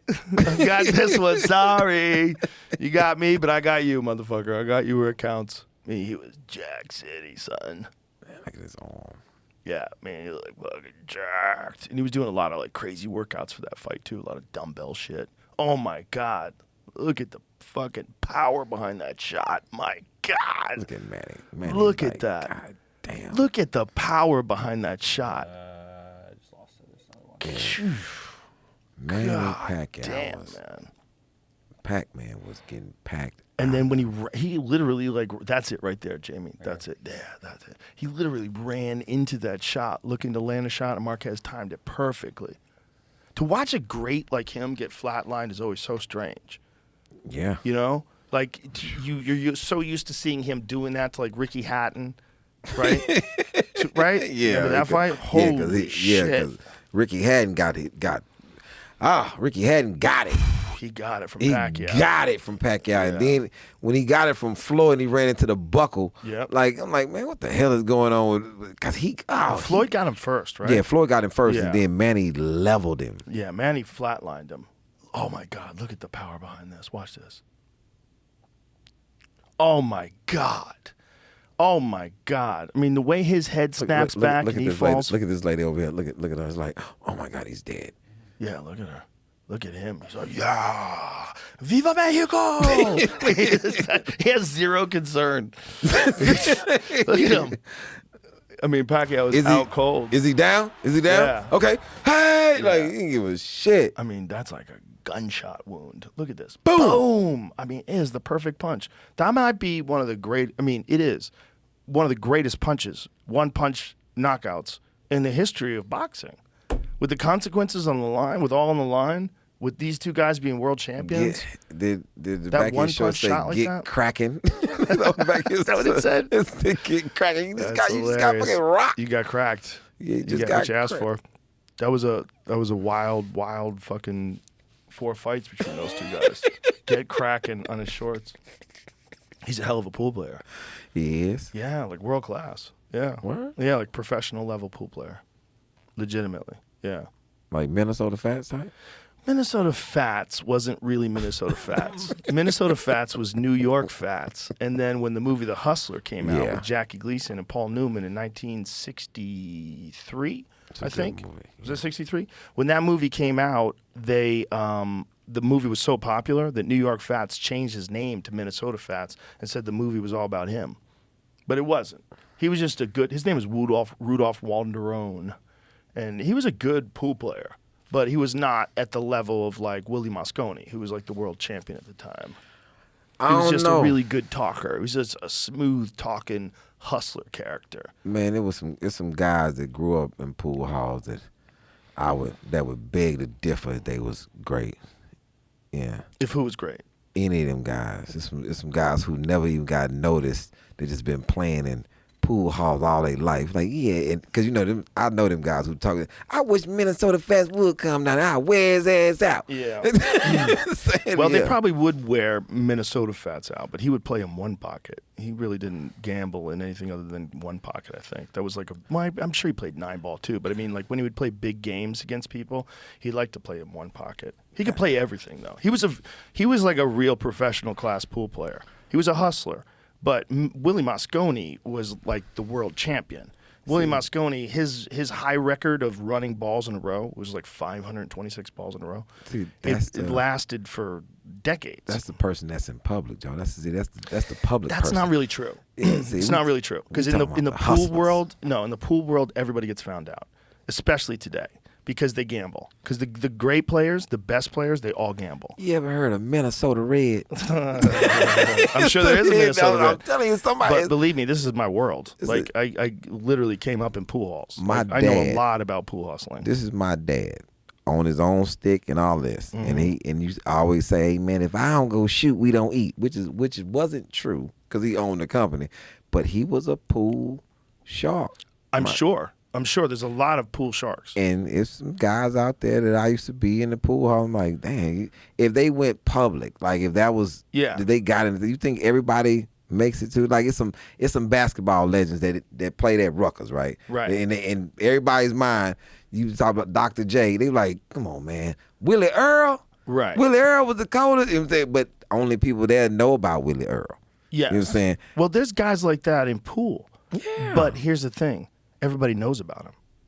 They might not be in the professional tournaments But or not in everybody the know. tournaments, but everybody knows about They them. folk legend. Everybody know about They're them. all hustlers. They're all gamblers. So they all gamble. To get that good, to get really good, you have to play for stakes. Yeah, you you don't got get to. that good playing funsies. Oh, no, ain't no funsies. Yeah. You got to play for real bread. When you play for real bread, people find out. And because the pool wire is like the quickest wire in the country. If someone is playing for $25,000 at Hard Times in Sacramento, people in New York City hear about it. Oh, hell yeah. Instantly. People text each other. There's no secrets. If you playing for $2,500, I'm gonna hear about it. So if guys are good, Shit. if guys are good, everybody knows about it. Yeah, Like there's local legends. There's like this guy named Justin Bergman. He might be as good as anybody alive, but he doesn't play in too many tournaments. But everybody's scared to gamble with him. He goes and gambles with world champions and robs them. And he's like this dude who never leaves his town, and people come to him and try to gamble with him. It's folklore shit. Yeah, But they're all known. You know what I'm saying? remember what is this sitcom that somebody's son got hustled? I think it was either Good Times or it's That's probably Good and Times. he came down. Jane came Fresh down. Prince. Fresh Prince. Oh yeah, Yeah. Fresh Prince. See, don't nobody know about Phil. right. Don't nobody know about Uncle Phil. Uncle Phil come down now. Okay, this is what y'all doing. Ha, y'all ain't heard about me. This is what I used to do. And then, so that's what I'm talking about. Yeah. Yeah, that's. But I'm telling you, in real life, unless he's playing every day, he's getting robbed. Unless he's playing every day, it's a perishable skill. Jeffrey, go get Lucille. Look at this. Oh my God, he's terrible. He's hustling. He doesn't know anything. Now he's pretending? Yeah. Yeah, you Okay. pretended. He's hustling, hustler You right there. pretended. Okay, so when does he actually play? Let me see what he actually does when he's actually playing. Uncle Phil. Okay. Jeffrey pulls So it out of his pants. now he screws his cue together. All right, so now they're hustling. Let me see. Okay, yeah, they're not going to show you. So they're not showing him do it. See, that's the most embarrassing shit ever is when they try to get someone to pretend they can play pool and they can't really play pool. That's why The Color of Money is so impressive. Oh yeah, Color of Money is because Tom Cruise looked like he could kind of play a little. Yep. I mean, he didn't look really like a world champion, but he looked like he could play a little. Like it looked reasonable to assume that he could play pool. That's like with any skilled thing, like pool and any other thing. When they have somebody acting like this, Right. Like boxing. Like boxing. Like I was gonna say Creed. Like Creed. Man, I saw Creed. Creed is the worst goddamn boxing movies.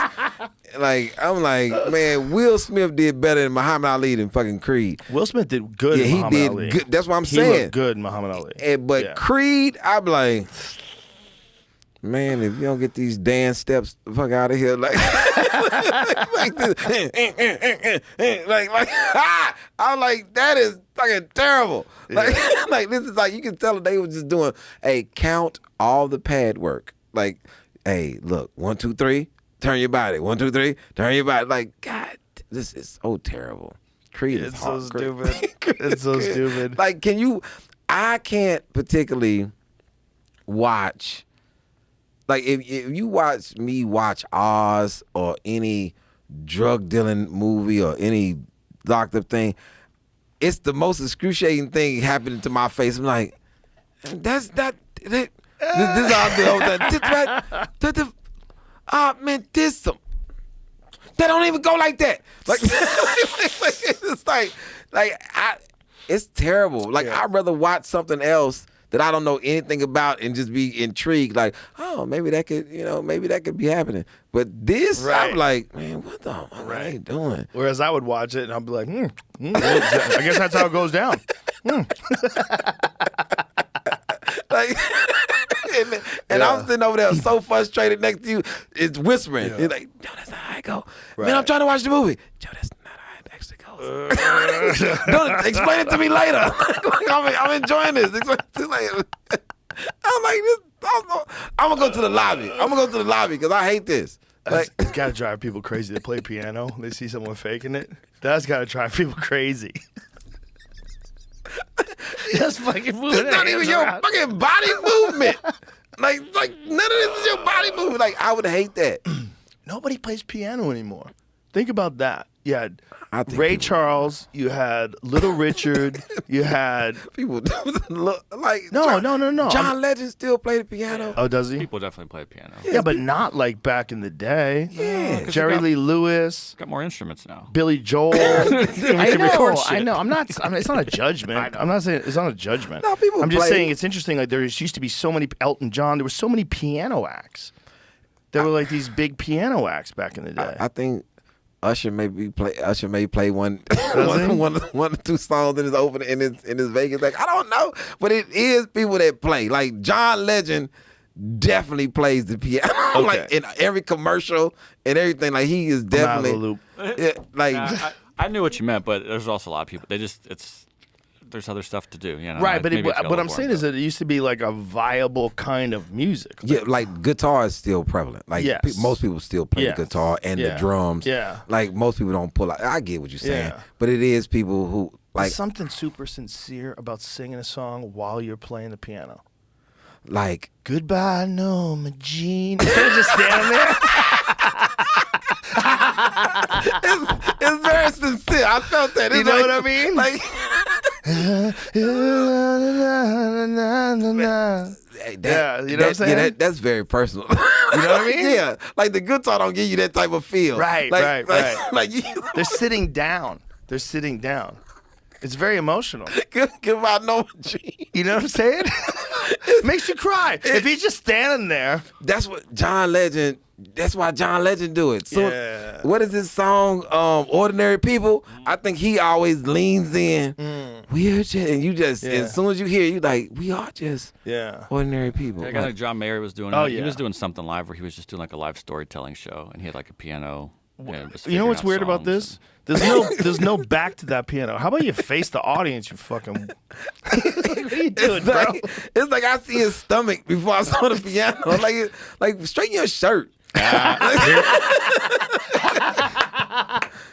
If he turned his back, you would think he's faking, maybe. Just like you were just saying, he's just moving his hands. I don't know if that's why they're sideways. But everybody knows. But he's everybody super knows that fucking John he's- Mayer, super talented. Yeah, you Of would course think he he's could taking play the night piano. off. Okay, He's a very, very nice guy. I too. think Elton John does his on like he kind of slightly turned, but he's on like a platform where Right. you can kind of see him. Elton John is. Yeah. is Oh my God, he's the man. Elton John back in the day. What's that song? Saturday Night. Saturday Night's all right for fighting. Yeah. See, What is the actual name of that song? His shit's sideways too. I don't understand that. It must be. I think it something must like be that. to show that he's playing it, which makes sense, I guess. I think is Stevie Wonder sideways too. Oh, he Also, got- you get to see more of him that way. You get to see his hands and his legs moving and everything. It's probably better. Because I was now thinking, like, every time I've seen him play piano, I've never seen him turn forward. It's at 100% maybe always because sideways. it'd just be all knees. Yeah. Knees and crotch. You're just getting all knees and crotch. Kind of weird that he wears glasses. Like, why is he wearing sunglasses? He always does. Isn't that odd? I mean, he always used to wear the big crazy glasses. Yeah. But that was when he was going bald. Maybe his eyes bad now. Like He's got his hair fixed. because he's definitely not going bald anymore. Like Well, a he nice got- little lace front. I don't know what that is, but But Stevie it looks pretty good. Stevie Wonder. Yeah. Stevie. I don't know if Stevie played.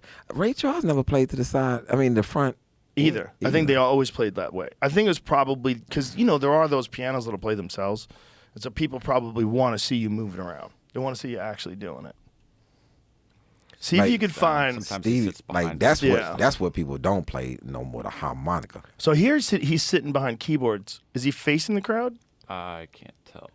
Yeah, Yeah, looks like he's he facing is the there. crowd. Okay, he's Oh, facing the I crowd. think he got he turns to keyboards the and then he side. turns to the piano. What about try to find Ray Charles? How did Ray Charles do it? Because Ray Charles didn't even know he only knew by sound where they even were. That's when you have Yeah, he's sideways. Yeah. he's sideways too. I guess they all do it that way. Makes sense. Nope. I guess maybe better answer is that when you open the piano up, that's where the sound comes out.